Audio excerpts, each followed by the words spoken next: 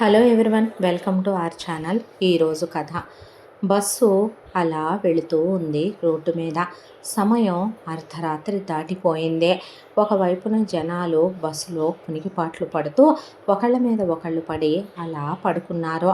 ఆ బస్సులో ఉన్న ఒక అబ్బాయి అలా చెవుల్లో ఇయర్ ఫోన్స్ పెట్టుకుని ఆకాశం వైపు చూస్తూ, షో ఏంటో లైఫ్లో ఇంకా ఎన్నెన్ని చూడాలో, ఎన్నెన్ని దాటుకొని రావాలో, అమ్మా ఐ మిస్ యూ అని ఆకాశంలోకి చూస్తూ చందమామ వైపు అలా మాట్లాడుకుంటూ, అప్పుడే కాస్త కన్నంటుతోందని అలా తల వెనక్కి వాల్చాడో లేదో జర్కిచ్చినట్టు ఒక్కసారే బస్సు ధడేల్మని పెద్ద సౌండ్తో ఆగిపోయింది. బస్సులో ఉన్న వాళ్ళంతా వామ్మో అని హాహాకారాలు చేసుకుంటూ ఉండగా, కంగారు పడమాకండి అని డ్రైవరు కండక్టరు అనేసరికి ఒకళ్ళ తర్వాత ఒకళ్ళు జనాల ముందు గబా కిందకి దిగారు పరుగులు పెట్టుకుంటూ. తను కూడా బ్యాగ్ తీసుకుని వాళ్ళతో పాటు దిగేసి రోడ్డు మీద నుంచునేసరికి, ఏందయ్యా ఇదంతా, ఏం జరిగింది అనేసరికి, బస్సు ట్రబుల్ వచ్చిందని, రిపేర్ వచ్చిందని వాళ్ళు చెప్పారు. మరి చేయించి తగలడు, ముసలోళ్ళు ఉన్నాం, వయసుకు వచ్చిన పిల్లలున్నారు, పసిబిడ్డలున్నారు, ఏంది దిక్కుమాలిన గోలెక్కడ అని జనాలు ఒకవైపున అరవటం మొదలు పెడితే, ఆ అబ్బాయి మాత్రం ఒక పక్కకు వెళ్ళి వింటూ నిలబడ్డాడు. ఈలోపు వాళ్ళు ఫోన్ చేస్తే మెకానిక్ రావటానికి 4 గంటలు, చేయటానికి ఒక 5-6 గంటల సమయం పట్టొచ్చు. కనీసం వేరే బస్సు పంపాలన్నా 4-5 గంటలు పట్టొచ్చు. అప్పటి వరకు మేము ఎక్కడ సావమురా నాయనా అంటే, బస్సులో ఉండండి, ఇంతంత పెద్ద సౌండ్లు వచ్చి పొగలొస్తుంటే పేలిపోతే బస్సు, పోనీ అలాంటప్పుడు రోడ్డు మీద వెయిట్ చేయటమే, చేయగలిగిందేమీ లేదు. పోరి నీ దుంప దెగ, నీకేం తెలుస్తుందిరా మా తిప్పలో, ఏదో కాలు మడుచుకోవాల్సిన వాళ్ళం, బాత్రూములు గట్రా కావలసిన వాళ్ళం, ఇలా ఎలా ఉంటావురా అయ్యా అనేపాటికి, ఇప్పుడున్న ఆప్షన్స్ అయితేనండి అందరికీ కలిపే చెప్తున్నాను. ఒకటి, ఇక్కడి నుంచి అలా నడుచుకుంటూ ఒక అరగంట కానీ 40 నిమిషాలు కానీ వెళ్తే ఒక హైవే వస్తుంది. ఆ హైవే దగ్గర నుంచుంటే లారీలో ఎయ్యో ఒక బస్సులో కనపడతాయి. వాటిని ఎలాగో అలా పట్టుకొని క్యాచ్ చేసుకుంటే పోయి మీరు సిటీలో పడవచ్చు. లేదు కాదు కూడదు అంటే వెళ్ళి బస్సులో ఉండండి. రెండోది, నమ్మకపోతే రోడ్డు మీద కూర్చోండి, లేదంటే ఏదో ఒక దుప్పటో ఏదో ఒకటి పరుచుకొని పడుకోండి. ఒకటి, మెకానిక్ వచ్చి బస్సు బాగు చేసిందాకుంటే ఈ బస్సులో, లేదు ఇంకో బస్సు వచ్చిందాకా ఉంటే ఇంకో బస్సులో, ఇంతకు మించి మేము చేయగలిగింది ఏం లేదు. ఎదవగోల అని డ్రైవరు కండక్టరు కలిసి కొంచెం ముందుకు వెళ్ళిపోయి అక్కడ ఒక చప్టాలాగా ఉంటే 4 సిగరెట్లు దమ్ములాగేసుకొని జనాల్ని తిట్టుకుంటా, వాళ్ళ డిపార్ట్మెంట్ వాళ్ళని తిట్టుకుంటా వాళ్ళు శుభ్రంగా అక్కడ కునికేసి పడుకున్నారు. ఇద్దరు కూడాను జనం తిట్టుకొని బామ్మలు, తాతయ్యలు, నడవలేని వాళ్ళు, వెళ్ళలేని వాళ్ళు, కడుపులతో ఉన్నవాళ్ళు, ఆంటీలు, అంకుల్స్, కొంతమంది మాత్రం ఆ పక్కనే చేసేదే ఉంది, వీడి దినం పెట్ట, వీడిపోయే కాలం రాను, ముదరష్టపు వెధవా అని అనుకుంటూ వాళ్ళు పాపం బ్యాగుల్లో నుంచి వాళ్ళ చీరలో బట్టలో తీసి రోడ్డు మీద ఓ పక్కన వేసుకుని అక్కడే అలా కూర్చొని ఏ పురుగో పుట్రో వస్తాయేమోనని సెల్ ఫోన్లో లైట్లు ఆన్ చేసుకొని కూర్చున్నారు వాళ్ళు. వయసులో ఉన్న యంగ్స్టర్స్ మాత్రం, షిట్ ఎవడెదురు చూస్తాడు ఇక్కడ, స్టూపిడ్ ఫెలో, ఈడియట్, రాస్కెల్ అనుకుంటూ నానా తిట్లు వాళ్ళు తిట్టుకుంటూ, అమ్మాయిలు అబ్బాయిలు కలిసి కొత్తగా పెళ్ళిళ్ళైన జంటలు, కాస్త ఒంట్లో ఓపిక ఉందనుకున్న 30-40 మధ్యలో ఉన్నోళ్ళు కూడా పెదవగోల, దరిద్రపు గోల అనుకుంటూ అలా ఎవరి వరకు వాళ్ళు గూగుల్ మ్యాప్స్ ఆన్ చేసుకుని, కనీసం వీధి లైట్లు కూడా లేవు ఆ ఏరియాలో, ఫారెస్ట్ ఏరియా లాగా ఉందది, భయం కూడా వేస్తుంది, జంతువులు ఊళబెట్టి సస్తున్నాయి ఒకవైపున. అలాగే వాళ్ళు నడుచుకుంటూ వెళ్ళిపోయారు. ఆ అబ్బాయి అలా నిలబడి 1 గంట అయిపోయింది. ఇక ఎంతసేపు అని ఇక్కడి నుంచో నేనైనా కాళ్ళు పీకుతున్నాయి, వెధవ దరిద్రం, అసలు ఎంతసేపు వెయిట్ చేయటం నా వల్ల కాదు అనుకుని తను కూడా ఫోన్ తీసుకుని బ్యాగ్ తీసుకుని ఇక రోడ్డును పడి అలా నడుచుకుంటూ వెళుతూ ఉండగా తీరా చూసుకుంటే సెల్ ఫోన్లో ఛార్జింగ్ లేదు. గట్టిగా 5 పాయింట్లు ఉంది. దేవుడా అని గూగుల్ మ్యాప్స్ ఆన్ చేసి వెళుతూ ఉండగా కరెక్ట్ కరెక్ట్గా ఒక చోటకి వెళ్ళేపాటికి ఛార్జ్ అయిపోయింది. ఇప్పుడు ఎటెళ్ళాలి అనేది అర్థం కాలేదు. అక్కడి నుంచి 4 రోడ్లున్నాయి.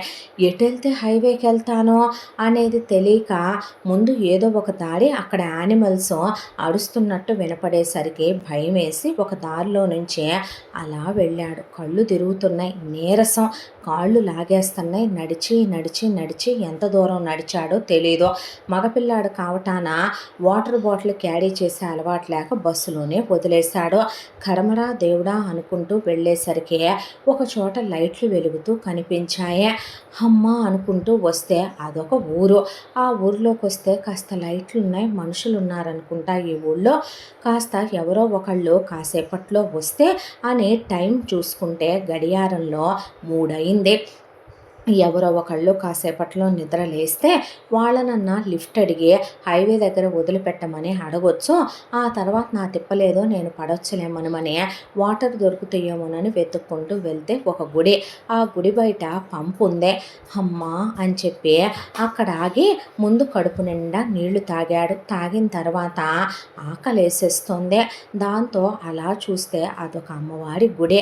అమ్మవారి ముఖాన పెద్ద బొట్టు పెట్టి అమ్మవారు అలా పెద్ద పెద్ద కళ్ళతో చూస్తున్నట్టు చిరునవ్వులు చిందిస్తూ కనపడే, దండం పెట్టుకొని బొట్టు పెట్టుకొని ఏమనుకోకమ్మా ఆకలేస్తుంది అనేసరికి ఆవిడ కాళ్ళ ముందు ఉన్న కొబ్బరి చెప్పు ఉంటే తీసుకుంటున్నానే అని చెప్పి తెచ్చి ఆ కొబ్బరి చెప్పు కొట్టుకొని తిన్న తర్వాత అక్కడే దేవుడి గుడి ముందు ఒక అరుగులా ఉంటే బ్యాగ్ అలా పెట్టుకొని చాలాసేపటి నుంచి నడిచాడో ఏమో నడుము కాళ్ళు లాగుతుంటే అలా అరుగు కానుకొని కూర్చుని బ్యాగు మీద అలా అడ్డం పడ్డాడు. చూస్తే టైము అలా ఇలా చేసి 4 అవుతోంది.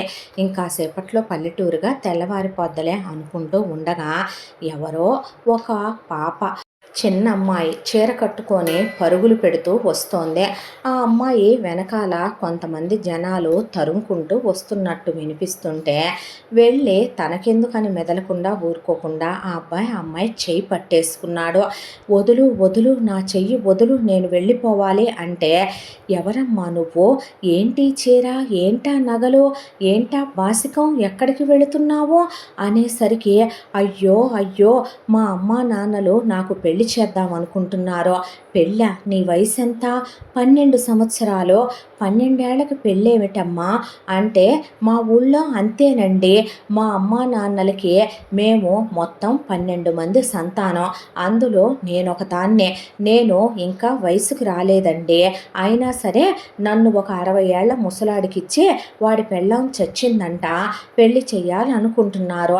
వాడు నేను పెద్ద మనిషి కాపోయినా పర్వాలేదు, నేనేదో ఒకటి చేసి కాపురం చేసుకుంటానంటే నా స్నేహితురాళ్ళు వద్దు, అలా చేసుకోకూడదు, వాడలా కాపురం చేయటం అంటే కొడతాడు, తిడతాడు, నరకం పెడతాడు, బాధ కలుగుద్ది, నువ్వు అలా నరకం పడకూడదు, వాడికి పెద్ద పెద్ద మీ నాన్న అమ్మ కన్నా పెద్ద పిల్లలు ఉన్నారు, ఇక్కడి నుంచి పారిపో, సిటీకి వెళ్ళిపో, అక్కడ ఏదో ఒక పాచి పని చేసుకుంటూ అయినా బతకొచ్చు అని చెప్పారనే నేను పారిపోతున్నాను, నన్ను వదలండి బాబోయ్ అనేసరికి అలా ఎలా వదిలేస్తానమ్మా, ఎక్కడికి వెళతావు, ఎక్కడికి ఉంటావు, చిన్నపిల్లవైతే ఎవరు రాణిస్తారు, ప్రపంచం మంచిది కాదమ్మా, ఇలా పడి ఎలా వెళతావు నువ్వు, దారి తెలుసా నీకు, అయ్యో నేనేదో ఒకటి చేసుకుంటాను, మీ కాళ్ళు పట్టుకుంటాను, వదలండి అంటూ ఉండగానే జనాలు అక్కడ కర్రలు తీసుకొని అలా గుమ్ముగూడిపోయారు.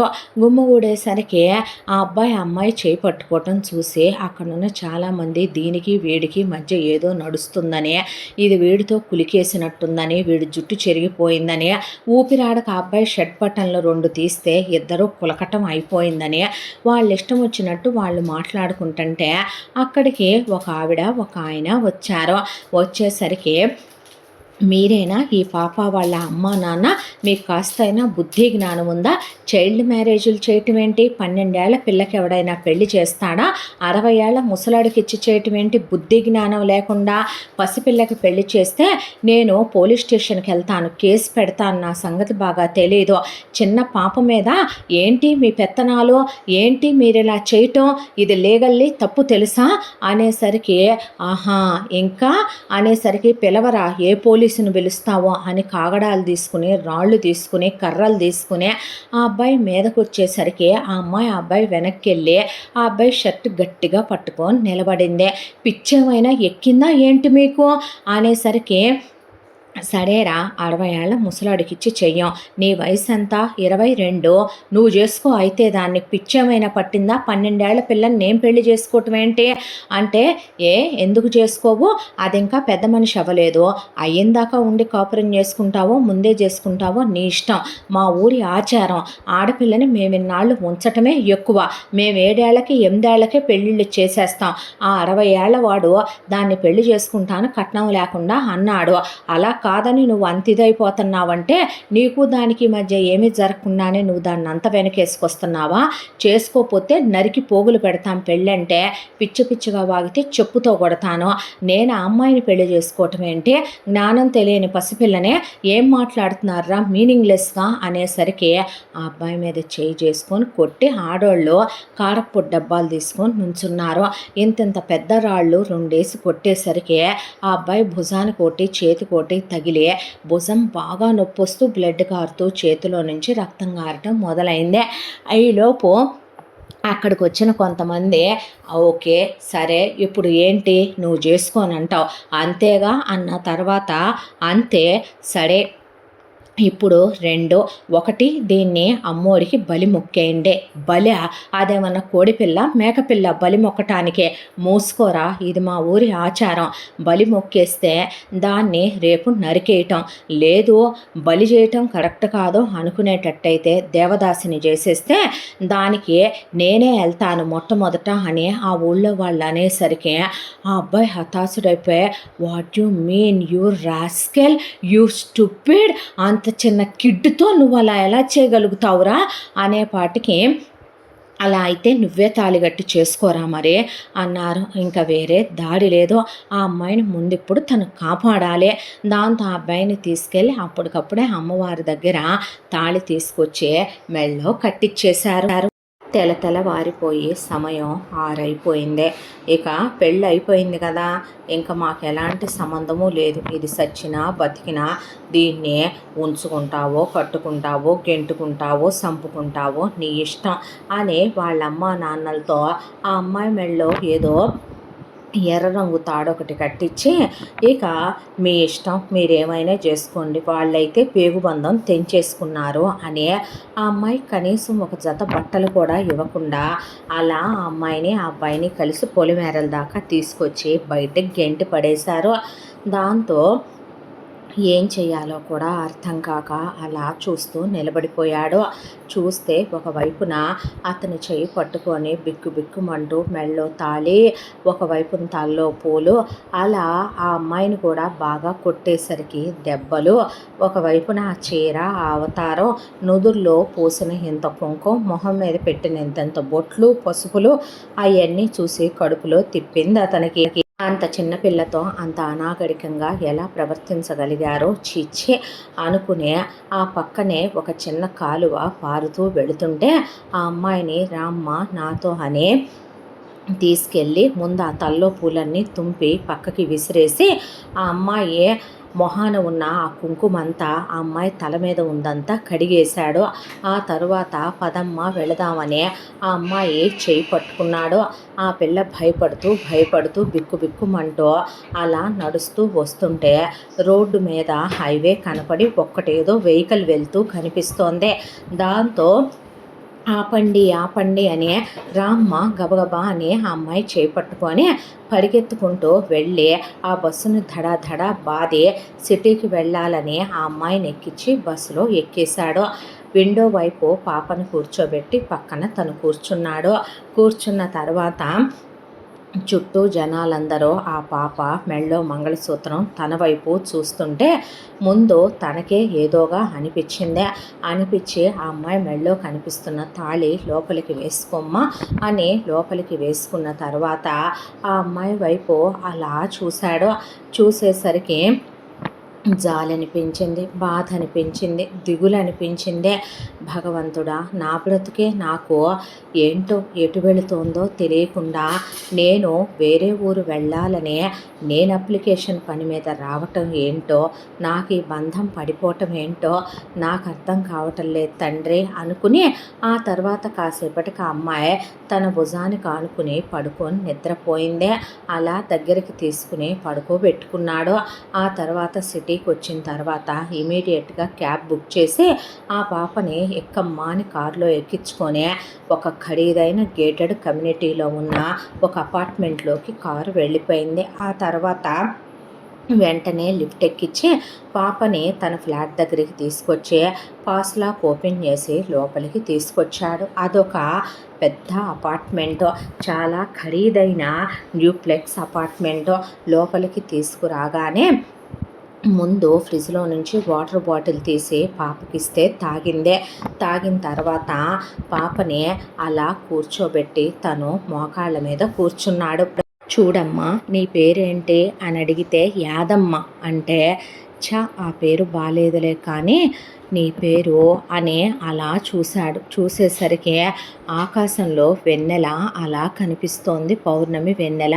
నీ పేరు వెన్నెల, ఇక నుంచి నేను నిన్ను వెన్ను అని వెన్నెల అని పిలుస్తాను అన్నాక అలాగే అనేసరికి నా పేరు మహేంద్ర, మహి అని పిలువమ్మా అన్న తర్వాత అలాగేనండి అండి ఏమి వద్దమ్మా, మహి అని పిలువు చాలు అనేసరికి సరే మహి అన్న తర్వాత చూడమ్మా, నేను నీ మొగుణ్ణి కాదు, ఇది పెళ్ళి కాదు, నువ్వు ఇలాంటివేమీ నమ్మకూడదు అని ఆ అమ్మాయి మెళ్ళో ఉన్న తాళి తీసేసి దాన్ని అక్కడే చుట్టి పక్కన పడేశాడు ఒక కబోర్డ్లో.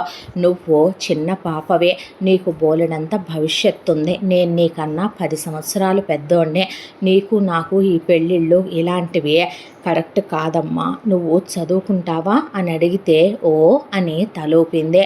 నేను నిన్ను చదివిస్తాను, నిన్ను ప్రయోజకురాల్ని చేస్తాను, నీ కాళ్ళ మీద నువ్వు నిలబడేలాగా, నీ కాళ్ళ మీద నువ్వు ఆధారపడేలా చేస్తాను, ఎవరి దగ్గర చేయి చాపకుండా నీకు లైఫ్ టైం సెక్యూరిటీ నేను ఏర్పాటు చేస్తాను, అప్పుడే నా జీవితం ఏంటనేది నేను ఆలోచించుకుంటాను అని చెప్పి రామ్మ నాతో పాటు అన్న తర్వాత ఆ అమ్మాయి చేయి పట్టుకొని బెడ్రూమ్లోకి తీసుకెళ్ళాడు. ఇది గీజర్ స్విచ్ అని, ఇలా తిప్పితే వేడి నీళ్ళు వస్తాయి, ఇలా తిప్పితే చన్నీళ్ళు వస్తాయి, లోపల షాంపూ ఉంది, కండిషనర్ ఉంది, సబ్బు ఉంది, స్నానం చెయ్యమ్మా అన్న తర్వాత బట్టలు ఉండమ్మా నేను వస్తానని తను ముందు గబగబా ఫ్రెష్ అయ్యి బయటికి వెళ్ళి 12 సంవత్సరాల పాపకి సరిపోయే ఫ్రాక్స్ చూపించండి అని గౌన్లే కొనుక్కొచ్చాడు. స్లీవ్లెస్ గౌన్లు అన్నీ ఉన్నాయి. ఉన్న తర్వాత ఇన్నర్స్ కూడా కొనుక్కొచ్చాడు. ఇవమ్మా అనే వీటిని చెప్పులు ఇంట్లో వేసుకో, ఇవి షూస్ బయటికి వెళ్ళేటప్పుడు వేసుకుందో కానీ అన్న తర్వాత నీకోసం కోంబో, నీకోసం మినిమల్ కాస్మెటిక్స్ అన్నీ తెచ్చానమ్మా, ఇవన్నీ చిన్నపిల్లలు వాడే పేస్ట్లు అన్నీ ఉన్నాయి ఇందులో అని చెప్పిన తర్వాత ఎలా వాడాలి మహి ఇవి అని అడిగితే యూట్యూబ్ నొక్కి ఈ ఫ్రాక్స్ ఇలా వేసుకోవాలని, ఇన్నర్స్ ఇలా వేసుకోవాలని ఆ అమ్మాయికి చూపించి వెళ్ళమ్మా వెళ్ళి స్నానం చేసిరా అంటే స్నానం చేసి గౌన్ వేసుకుని వచ్చేసరికి ఎంత పొడవాటి జుట్టు ఆ అమ్మాయిదే.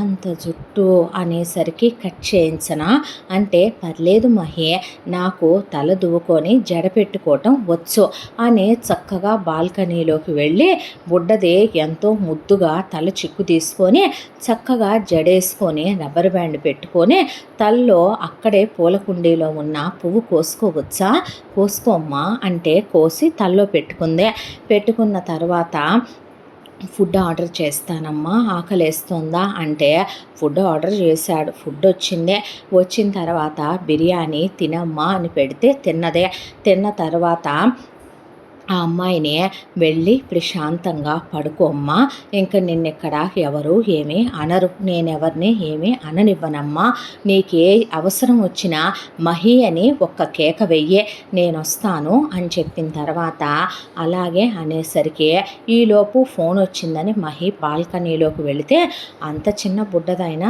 దాని మనసుకి ఏమర్థమైందో మహి తాళెలా కబోర్డ్లో విసిరేస్తే ఆ తాళిని తీసుకుని ఆ పక్కనే ఉన్న ఒక బాక్సులో పెట్టి దాంట్లో పసుపు కుంకుమ కొన్ని అక్షింతలు వేసి దేవుడి గదిలో ఉన్న ఒకే ఒక్క దేవుడి పటం ఉంది, ఆ దేవుడి పటం వెనకాల పెట్టి వచ్చింది ఆ బాక్స్నే. చేతులు కడుక్కున్న తర్వాత పడుకుంటాను మహే అన్నాక ఏసీ అని రిమోట్ అని ఫ్యాన్ రిమోట్ అని ఆ అమ్మాయికి చూపించి పడుకోబెట్టి దుప్పటి కప్పి గుడ్ నైట్ అంటే అలా చూస్తే నువ్వు గుడ్ నైట్ చెప్పాలి అంటే గుడ్ నైట్ అందే. అన్న తర్వాత బెడ్ లైట్ వేసి తలుపు దగ్గరికి లాగి తను వచ్చి తన గదిలో అలా పడుకున్నాడు మంచం మీద. సైడ్ టేబుల్ మీద వాళ్ళమ్మ ఫోటో పెట్టుంది. అమ్మ అనే ఫోటో పట్టుకొని వెక్కిళ్ళు పెట్టి ఏడ్చాడు. నువ్వెందుకమ్మా నన్ను వదిలేసి వెళ్ళిపోయావో, ఈరోజు నీ కొడుకు ఎలాంటి పరిస్థితుల్లో ఉన్నాడో చూసావా, నా లైఫ్ ఎందుకమ్మా నువ్వు వెళ్ళిపోయిన తర్వాత అలా అయిపోయిందే, నేనెందుకమ్మా అనాథలా మారిపోయానో, నువ్వెందుకమ్మా నా చెయ్యి వదిలేసావు, ఇప్పుడు నువ్వు ఉంటే ఏం చెప్పుండేదానివో, నాకు పెళ్ళైపోయింది అంటున్నారమ్మా, చిన్న పాపతో నాకు పెళ్ళేంటే, అది 10 ఏళ్ళు చిన్నది నాకన్నా, ఒకటే నిర్ణయం తీసుకున్నాను, ఈ క్షణం నువ్వు ఉంటే దాన్ని చదివించి ప్రయోజకురాల్ని చెయ్యాలనుకునేదానివి కదా, అలాగే నేను దాన్ని చదివించాలనుకుంటున్నాను, అందుకే బాధ్యతగా మార్చుకున్నాను, బంధంగా మాత్రం తీసుకోవటం లేదమ్మా అన్న తర్వాత ఇక ఆ ఫోటో వైపు చూసి కళ్ళ నీళ్లు పెట్టుకున్న తర్వాత అలా పడుకుంటే ఏంటో వేరే ఊరు వెళ్ళి అప్లై చేసుకుందాము, బీటెక్ అయిపోయింది కదా, ఎంబీఏ కోసం అనుకున్నాను, ఇప్పుడు పాపను తీసుకునే ఏ ఊరు వెళ్ళగలను, ఇక్కడే అప్లై చేసుకోవాలేమో నేను కూడా అని రేపు చూసుకుంటాను అని అలా పడుకున్నాడు.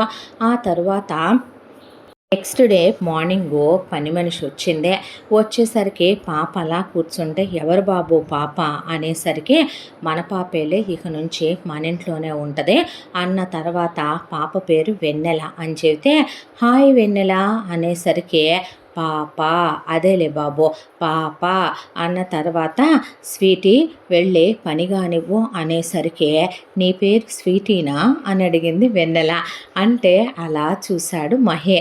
చూసేసరికి అవునియా అని చెప్పి వెళ్ళి చీపిరి పెట్టి ఊడుస్తుందో లేకపోతే చీపిరి పెట్టి అలా ఆడిస్తుందో తెలియకుండా గదులు ఊడ్చేసానందే, మాప్ పెట్టేశానందే, వంటగదిలోకి వెళ్ళి 2 ఉల్లిపాయలు కోసి అలా పడేసి అంత ఉప్పు కారం కొట్టి 4 గుడ్లు కొట్టేసి కూర అయిపోయిందని రైస్ కుక్కర్లో అన్నం పడేసి బాయ్ అన్నాక అవును పెళ్ళొచ్చింది ఇక్కడే ఉంటుంది అంటున్నారుగా బాబు, నా జీతం పెంచాలి, మరి నిన్ను నరికి చంపేస్తాను తెలుసా స్వీటీ నేను, అయ్య బాబోయ్ ఎందుకు బాబు గారు అనేసరికి పాప వచ్చింది, అసలే ఫ్రస్ట్రేషన్లో ఉన్నాను, జీతం పెంచాలనే విషయం నాకు తెలుసు, నెలాఖరులో నువ్వు జీతం తీసుకునేటప్పుడు నేను ఇస్తాను, ఎంత కావాలో అంత అడిగితే చాలు, మూసుకొని నడు, ముందు నాకు చిరాకు తెప్పించకుండా అనేపాటికి సర్లేండి అయ్యా అని బాయ్ పప్ప అని వెళ్ళిపోయింది స్వీటీ. వెళ్ళిపోయిన తర్వాత భోజనం దామ్మ తిందామని చెప్పి అన్నాడు మహే. అనేసరికి పెడితే చీ ఏం బాలేదు, చండాలంగా ఉంది అంది వెన్నెల. అవునా అమ్మ నచ్చలేదా, నేను ఎలా ఉన్నా తినేస్తాను, నీకు నచ్చినట్టు లేదో అదింతే వండుద్దమ్మా, అంతకన్నా అది వండలేదు, ఆర్డర్ చేస్తానుండు పోనీ ఫుడ్డు అని ఈలోపు ఒక 4-5 పెడదాములెమ్మనమని ఒక దాంట్లో నచ్చిన ఒకటి పిక్ చేసేలోపు పాపని ఎక్కడికమ్మా అంటే నాకు వంట చేయటం వద్దమ్మా, నువ్వు అలాంటి పనులు చేయకూడదు, స్వీటీ ఉందిగా రేపటి నుంచి అడిసి డబ్బులు ఎక్కువ ఇస్తానని చెప్తాను అదే చేస్తుందంటే హా! అనే పాప అలా ఫ్రిడ్జ్‌లో నుంచి కొన్ని వెజిటబుల్స్ అవి తీసుకుని కిచెన్‌లోకి వెళ్ళి టకటకా కట్ చేసేసి 4 రకాలు వండి తీసుకొచ్చి టేబుల్ మీద పెట్టి, "మహి తిందామా?" అనేసరికి ఇంకా స్విగ్గీ ఆర్డర్ గూడా రాలేదు. ఇహ క్యాన్సిల్ పెట్టేసి, ఆ తర్వాత "నువ్వే వండావా అమ్మా? నాకు వంట చేయటం వచ్చు మహి. ఇంటి పనులు కూడా వచ్చు. అన్నీ చేస్తాను. బట్టలు ఉతకటం, అంట్లు తోమటం, ఇంటి పని, వంట పని అన్నీ వచ్చు." పసిబిడ్డని అంత అమానుషంగా కొట్టి, తిట్టి అంత చిన్న వయసుకి అన్నొచ్చి చెప్తుందంటే దాన్ని ఎంత టార్చర్ పెట్టుంటారో. దీని వయసుకి నాకు వాష్‌రూమ్‌కి వెళ్ళటం కూడా కంప్లీట్‌గా రాలేదు. అన్ని నేర్పించారంటే దాన్ని ఎంత టార్చర్ చేసుంటారో అని కన్నీళ్లు పెట్టుకొని కర్చీఫ్‌తో తుడుచుకుంటూ కూర్చుంటే, "కూరలో కారం ఎక్కువైందా? ఏడుస్తున్నావు. నీ మమకారం ఎక్కువైందమ్మా" అని పెట్టినటువంటి భోజనం తిని చూస్తే చాలా కమ్మగా ఉందే. "ఎంత బాగా వండావమ్మా" అన్నాక, "పెద్దయ్యాక నువ్వు చెఫ్ అయిపోతావే. నువ్వు పెద్ద మాస్టర్ చెఫ్ అయిపోతావు. రెస్టారెంట్ పెట్టించొచ్చు తెలుసా నీతో. హోటల్ మేనేజ్మెంట్ చదువుకుందువులే అమ్మా" అన్నాక నవ్వింది. ఆ తర్వాత తిన్న ప్లేట్లు అవన్నీ ఎత్తుకెళ్ళి సింకులో పెడితే, "నువ్వు కడక్కు, రేపు అదొస్తది స్వీటీ, అదే చేస్తది. అన్నీ మనం చేస్తే ఒళ్ళు బలిసింది దానికి బాగా" అన్న తర్వాత నవ్వేసి వెళ్ళి, "గుడ్ నైట్ మహి" అన్న తర్వాత, "గుడ్ నైట్ అమ్మా" అన్నాక వెళ్ళి పడుకుంది. పడుకున్న తర్వాత పాప తల మీద చెయ్యేసి నిమిరి, వీపు మీద చెయ్యేసి నిమిరి దుప్పటి కప్పి, అలా వాళ్ళమ్మ ఫోటోలు 2 ఉంటే, ఒకటి పాప పక్కన టేబుల్ మీద పెట్టి, "నీకేదైనా భయమేస్తే అమ్మని తలుచుకోమ్మా" అని చెప్పి తను వచ్చి తన బెడ్రూమ్‌లో పడుకున్నాడు. ఆ తర్వాత నెక్స్ట్ డే స్వీటీ వచ్చింది. స్వీటీ వస్తే పాప స్వీటీ వెనకాలే తిరుగుతుంటే, "ఏంటి ఈ పిల్ల గడుగ్గా ఇలా ఉంది, నా వెనకాలే తిరుగుతుందని" స్వీటీ అనుకునేసరికి పనంతా చేసి స్వీటీ వెళ్ళిపోయింది. వెళ్ళిపోయిన తర్వాత, "మహి, నీతో ఒక విషయం చెప్పనా?" అంటే, "ఏంటమ్మా?" అంటే, "నేనొచ్చిన దగ్గర నుంచి ఒక విషయం తెలుసుకున్నాను." "ఏంటమ్మా?" అన్నాక, "స్వీటీ ఉంది కదా, అది పెద్ద దొంగ మొహందే" అనేపాటికి, "ఏమ్మా?" అంటే, "నీకో విషయం చెప్తాను. అది మన ఇంట్లో పని చేయటానికి వస్తుంది కదా, అది నువ్వు అక్కడ చెప్పులు పెట్టుకుంటావు కదా, అక్కడి నుంచి నీ బూట్లు, నీ సాక్సులు దొంగతనం చేస్తుంది. వంటగదిలోకి వెళ్ళి జీడిపప్పులు, బాదం పప్పులు అక్కడ ఇంకా డబ్బాల్లో పెట్టున్నాయే అవి ఫ్రిడ్జ్‌లో ఉన్నయన్నీ సర్దేసుకుంటుంది ఒక దాంట్లో. తర్వాత అలా నువ్వు ఏదో పని మీద ఉన్నప్పుడు నీవి లోపల పెట్టుకున్నావు కదా అలమరలో బట్టలు, ఆ బట్టల్లో నుంచి కొన్ని దొంగిలించేసి నీ పర్సులో నుంచి డబ్బుల నోట్లు బయటకొచ్చుంటే ఆ నోట్లు కాజేసి తీసుకెళ్ళిపోతోంది. దొంగ మొహందే. అందుకేనా అమ్మా నావి బ్రాండెడ్ షర్ట్లన్నీ మాయమైపోయి నీ సెంటు సీసాలు, నీ పౌడర్లు అన్నీ కొట్టేస్తుంది" అని చెప్పేసరికి, "దీని ఎంకమ్మ, నేను కెమెరాలు పెట్టించకపోవటం వచ్చింది ఇంట్లో తిప్పలనే" వెంటనే ఇమీడియట్‌గా సీసీ కెమెరాల వాడిని పిలిపించి సీసీ కెమెరా వాడితో ఒక్క బెడ్రూముల్లో మినహా మొత్తం పెట్టమని పెట్టించాడు. పెట్టించాక తెల్లారి స్వీటీ వచ్చి చక్కగా తన చెయ్యాడింపు చూపించేసరికి రొట్టెల కర్ర తీసుకొని కూర్చొని టప్పి టప్పి టప్పి 4 వేసాడు. అమ్మో అయ్యో కుయ్యో మొర్రో అనేసరికి వాచ్మెన్ని పిలిచి, "దీన్ని రేపటి నుంచి వస్తే కాళ్ళు ఇరక్కొట్టనేసరికి ఏ మెదవేషాలేసా" అని అడిగాడు వాచ్మెను. అది కెమెరా తిప్పి చూపిస్తే, "కెమెరాలు ఎప్పుడు పెట్టారు బాబు" అనేసరికి, "చెంప పగలగొడతా, నీకేమివ్వట్లేదే నేను, శాలరీ ఇవ్వట్లేదా, నీకు బోనస్లు ఇవ్వట్లేదా, ప్రతి సంవత్సరం నీ శాలరీ పెంచట్లేదా, ఏం చండాల పనులు, బ్రాండెడ్ షర్ట్లు కొట్టేశావు, నా పర్ఫ్యూములు కొట్టేశావు, కాస్ట్లీ పౌడర్ డబ్బాలు సగానికి పోసుకొని కొట్టేస్తున్నావు, చిచ్చి ఉప్పులు కారాలు ఫ్రూట్స్ వెజిటబుల్స్ కూడా దొంగిలించుకెళ్ళిపోతున్నావు, ఎవడికి" అనేపాటికి, "అదేంటి బాబు, ఇంట్లో మా ఆయన లేడా, నీ వయసు కొడుకు లేడా" అనేపాటికి, "అడిగితే ఇంకో 1000-2000 పెంచుతానుగా, పనికిమాలిన పనులు చేసే బదులు ఏదో చిన్న సరదా, ఎన్నిసార్లు వేసుకుంటారు బాబు, డబ్బులు లేకనా 2-3 2-3 సార్లు వేసుకున్నాక మీకు ఆ షర్ట్లేం బాగోట్లేదు, అందుకని నువ్వే గుండీలు పగలగొట్టి అందుకని నువ్వే తీసుకెళ్తానంటావా? ఇంకోసారి ఇలాంటి పనులు చేసావంటే చంపేస్తా, జాగ్రత్త. ఇప్పుడు మీరు పనిలోంచి తీసేస్తే నేను ఊరుకోను, అలవాటైపోయింది ఇల్లు, నేను ఇంకొక ఇంటికి వెళ్ళను అనేపాటికి నువ్వే చెప్తావా బాబుగాడికి అన్నాడు వాచ్మెన్. నోరు మూసుకో, నీకెందుకు అయింది, ఇది మా పర్సనల్ విషయం, మా ఇంటికి సంబంధించింది, నువ్వు వెళ్ళు అన్నాక సరిపోయింది పో అని వాచ్మెన్ వెళ్ళాక ఇంకోసారి ఎప్పుడు చేయను, ఐఎమ్ సారీ. అయినా ఎవరు చెప్పారు ఇవన్నీ, మీరు కనిపెట్టలేదే ఇన్ని సంవత్సరాలుగా?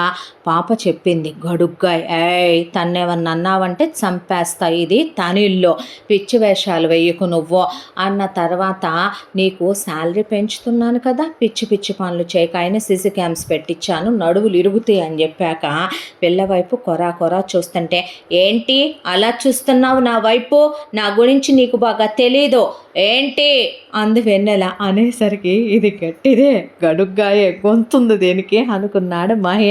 అనుకున్న తర్వాత ఏం లేదమ్మా ఊడికినే అని జవికింది స్వీటీనే. ఆ తర్వాత వెళ్ళాలా కూర్చొనుండగా, పద పని చెప్పింది చాలే కానీ ముచ్చట్లు, పద చీపిరి ఆడించటం కాదు శుభ్రంగా చేద్దు కానీ, నేను వస్తున్నాను దుమ్ము లేకుండా చేద్దు కానీ, పద వంట కూడా నేను దగ్గరుంటాను చేద్దు కానీ అనేసరికి అలా చూస్తా కూర్చున్నాడు నవ్వుతూ. చూస్తా కూర్చునేసరికి బెల్ మోగిందే. బెల్ మోగేసరికి వెళ్ళి తలుపు తీస్తే ఎదురుగా ఒక పెద్ద ఆయన, నాన్న అనేసరికి ఏంటిలా, రే అడ్డంలే లోపలికి రానివ్వు అన్న తర్వాత ది గ్రేట్ రామచంద్ర గారు ఏంటి దారి తప్పొచ్చారని, నోరు ముయిరా, నా కొడుకుని చూసుకోవటానికి నేను రావట్లేదా ఏంటి? అయ్యో నీ రెండో పెళ్ళం జలజాదేవి గారి పర్మిషన్ అడిగే వచ్చావా? అది ఊరుకుందా నువ్వు ఇక్కడికి వస్తే?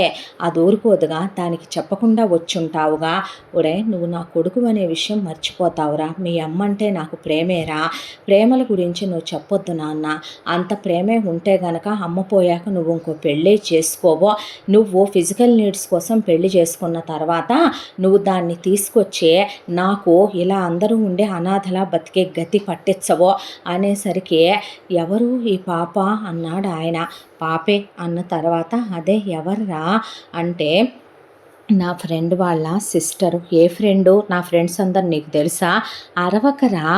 అదే నాకు ఒక ఫ్రెండ్ ఉండేవాడు, వాళ్ళ సిస్టరు, వాళ్ళ అమ్మ నాన్న వాడు యాక్సిడెంట్లో పోయారు. అక్కడ స్వీటీ కూడా వింటూ నుంచుందే. దాంతోనే నేనే పాపనే రెస్పాన్సిబిలిటీ తీసుకుంటానని వాళ్ళందరితో చెప్పి ఇక్కడికి తీసుకొచ్చాను, చదివిద్దాం అనుకుంటున్నాను అనేసరికి అంతేగా, అయినా ఆడపిల్ల కదా, పర్సనల్ నీడ్స్ కూడా ఉంటాయి. ఏజ్ ఎంత? 12. మరి అంత చిన్నపిల్ల కదా, రేపు అవసరాలు ఉంటాయి కదరా, అక్కడికి పంపించి ఉండాల్సిందిగా, అది ఉందగా, దేనికి ఏం అక్కర్లేదు, దాన్ని పని మనిషిగా పంపించమంటావా వంట మనిషిగా పంపించమంటావా అనేపాటికి అది కాదురా, వద్దులే నువ్వెంత పట్టించుకుంటావో, అక్కడికి వస్తే దాని పరిస్థితి ఏమవుతుందో నాకు తెలుసు, నేను మేనేజ్ చేసుకుంటాను డాడీ, పర్లేదు, ఇది ఉందగా ఆడజన్మేగా ఎత్తింది, ఏమే స్వీటీ అనేసరికి బాబుగారు ఇది చూసుకుంటుంది, ఆడపిల్లగా ఏదైనా అవసరాలు దానికి వస్తే ఏం పర్వాలేదు, అక్కర్లేదు నాన్న అన్న తర్వాత కోపం పోదా నా మీద? వద్దులే డాడీ ఇప్పుడు ఎందుకు అనవసరమైన విషయాలు, ఏం చేద్దాం అనుకుంటున్నావు మరే? అబ్రాడ్ వెళ్తావా, వేరే ఊరు వెళ్ళి చదువుకుంటావా? లేదు ఇక్కడే చేద్దాం అనుకుంటున్నాను ఎంబీఏ అన్న తర్వాత అదేంట్రా, నేనంతే డాడీ, నేనేం చేయాలనుకుంటానో అదే చేస్తాను. సరే నీ ఇష్టం, నీ చదువు, డబ్బులు ఏమైనా కావాలా, ఏమైనా ఇవ్వనా, కావాలా అని అడుగుతున్నావంటే ఒరే బాబోయ్ ఈగోరా, ఇన్ని చెక్కుల మీద సైన్ పెట్టాను తీసుకో, ఈ కార్డులో అన్లిమిటెడ్ ఉంది ఉంచుకో, అయిగాకి ఈ 4 కార్డులు కూడా తెచ్చాను అట్టు పెట్టుకో అన్న తర్వాత పిల్ల ముద్దుగా ఉందని తల మీద చెయ్యేసి నిమిరి, నీ పేరేంటమ్మా? వెన్నెల అన్నాక నీకే అవసరం వచ్చినా రామచంద్ర అంకుల్ ఉన్నారని గుర్తుపెట్టుకో, రామ్ అంకుల్ అనే ఫోన్లో ఫీడ్ చేసుకోమ్మా, నాకు ఒక ఫోన్ కాల్ చే, నీకే నీడ్ ఉందన్నా అన్నీ చూస్తానంటే కన్న కొడుకుండవు కానీ ఊళ్ళో వాళ్ళందరికీ ఉంటావులే, నువ్వు ఇక బయలుదేరు, ఉష్ షో అయ్యో మీ రెండో పెళ్ళాం గారు మళ్ళీ ఎంక్వైరీలు తీస్తారు, నువ్వు ఎక్కడికి వెళ్ళావా అని వెళ్ళు అనేసరికి ఈ ఉంచమ్మ అదేమీ అడుక్కు తినేదో బిచ్చగత్తో కాదు, ఒరే చిన్న పాప కదా ఏమైనా కొనుక్కుంటుందేమోనని నేనేం చావలేదులే నువ్వు ఇవ్వడానికి, దానికి ఏం కావాలో నేను చూసుకోగలను అన్న తర్వాత తీసుకోకమ్మా అంటే వద్దండి మహి ఉన్నాడుగా అన్న తర్వాత సరేలే అలాగైతే అని ఆయన పాప జాగ్రత్త అంటే నాకు తెలుసులే ఆ విషయం అనేసరికి వెళ్ళిపోయాడు. స్వీటీని విన్నయ్ మొత్తం చాలు, బ్రెయిన్లోకి ఇంతకన్నా ఎక్కువ ఎక్కించుకుంటే చస్తావో పనిగాని అన్నాడు మహే. అనేసరికి నీకెన్నిసార్లు చెప్పినా బుద్ధి రాదో, ఇలాంటివన్నీ నీకు అవసరమా, నువ్వు పని మాత్రం చెయ్యవు కానీ పనికి మాలిన పనులన్నీ కావాలి నీకు అనేసరికి గడుగ్గాయ ఏలడంత లేదు నా వెనకాలే ఉంటుంది అటు అనుకొని వినపడుతున్నాయి నాకు, పైకి అనలేదుగా బాబు ఇన్వాయిస్ కూడా వినపడుద్ది నాకు అనేసరికి నవ్వుకుంటూ అలా పనిచేసి వెళ్ళిపోయింది స్వీటీ. వెళ్ళిపోయిన తర్వాత ఆ రాత్రి భోంచేసి పడుకునేసరికి పాప రూమ్లో వాటర్ బాటిల్లో మంచినీళ్ళు అయిపోతే బాటిల్లో నీళ్లు తీసుకెళ్దామని ఫ్రిడ్జ్ దగ్గరికి వచ్చేపాటికి మహి ఒక్కసారిగా పెద్దగా అమ్మా అని అరిచి లేచి కూర్చొని ఉలిక్కి పడి కూర్చున్నాడు. దాంతో పాప పరిగెత్తుకుంటూ డోర్ తీసుకొని లోపలికి వచ్చి మహి అనే భుజం మీద చెయ్యేసిందే. చెయ్యేసేసరికి ఏంటమ్మా లేచావు, ఏం కావాలి అని అడిగితే మంచినీళ్ళు అయిపోయాయి, మంచినీళ్ళ కోసం వచ్చాను, ఇగో తాగు అని మంచినీళ్ళు తాగించే మహి తల నిమిరి కళ్ళల్లోంచి నీళ్లు కారిపోతుంటే కన్నీళ్లు తుడిస్తే నువ్వే చిన్న పాపవే, నువ్వు నన్ను ఓదారుస్తావా, పర్లేదులే చిన్న పాప చిన్ని చిన్ని చేతులతో ఓదార్చింది అనుకో అన్న తర్వాత ఆ పిల్లని అలా పట్టుకొని ఒళ్ళో పడుకుండిపోయాడు. దాంతో తల మీద చెయ్యేసి నిమురుతూ ఉంటే మా అమ్మవమ్మ నువ్వు అనేసరికి ఏమైంది మహి, ఎందుకు ఏడుస్తున్నావు, చెడ్డ కల వచ్చిందా అని లేచి వెళ్ళి దేవుడు బొట్టు తెచ్చి పెట్టిందే. పెట్టిన తర్వాత పడుకో అనే దేవుడిదే పాట పాడతాను అని చెప్పిన తర్వాత మా అమ్మ గుర్తొచ్చిందమ్మా అనేసరికి అవును అమ్మ రాలేదే నిన్న నాన్నతో పాటు, రెండో పెళ్ళి అన్నావే నాకు తెలుసు రెండో పెళ్ళంటే, ఏమైంది ఎందుకు ఏడుస్తున్నావు నువ్వు అని అడిగింది వెన్నెల. మహేంద్రకు కూడా 22 ఏళ్ల చిన్న పిల్లాడే కాబట్టి అంత చిన్న పాపకి ఏం చెప్పొచ్చు ఏం చెప్పకూడదు అనేది తెలియని వయసు, పైగా గుండెల్లో బాధ, ఎవరో ఒకళ్ళతో పంచుకోవాలి ఆ ఒంటరితనాన్నే. దాంతో పాపకి చెప్పుకురావటం మొదలుపెట్టాడు.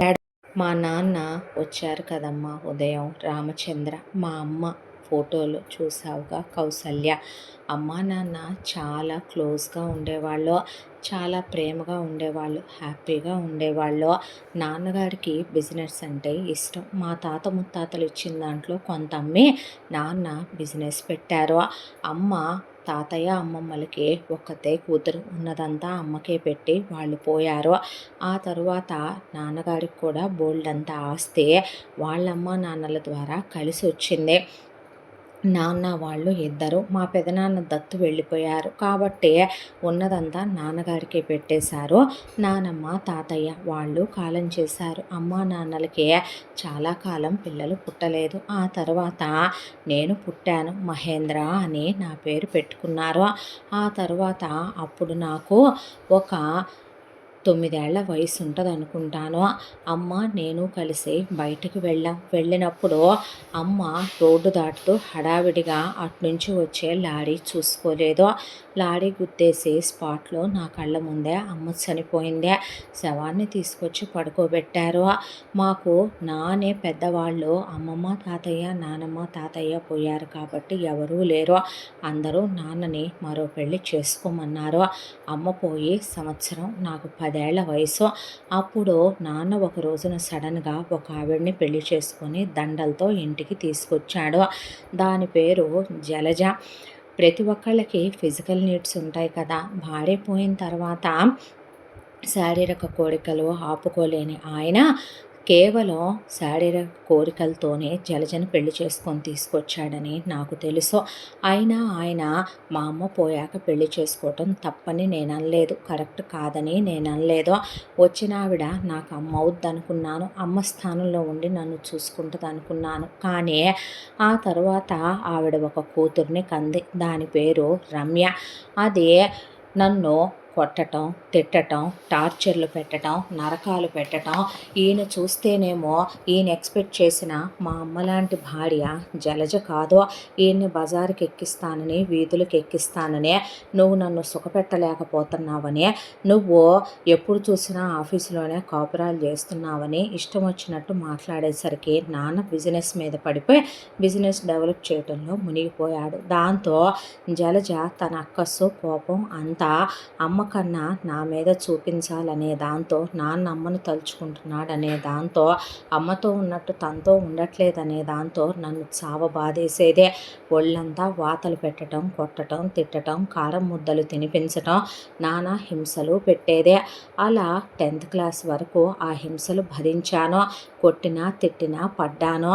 ఒక రోజున 10th అయిపోయి ఇంటర్మీడియట్లో జాయిన్ అవుదామని అనుకుంటూ ఉండగా, చదువు సంజ ఏమీ వద్దు, డ్రైవర్గా పెడతాను పని చేయమనేసరికి కోపం కట్టలు తెంచుకుంది. హైటు వెయిటు పర్సనాలిటీ తేలున్నానేమో జలజని పడేసి కుమ్మేసి జలజ కూతురు రమ్యని తుక్కు కింద కొట్టాను. నాన్న వచ్చాడు.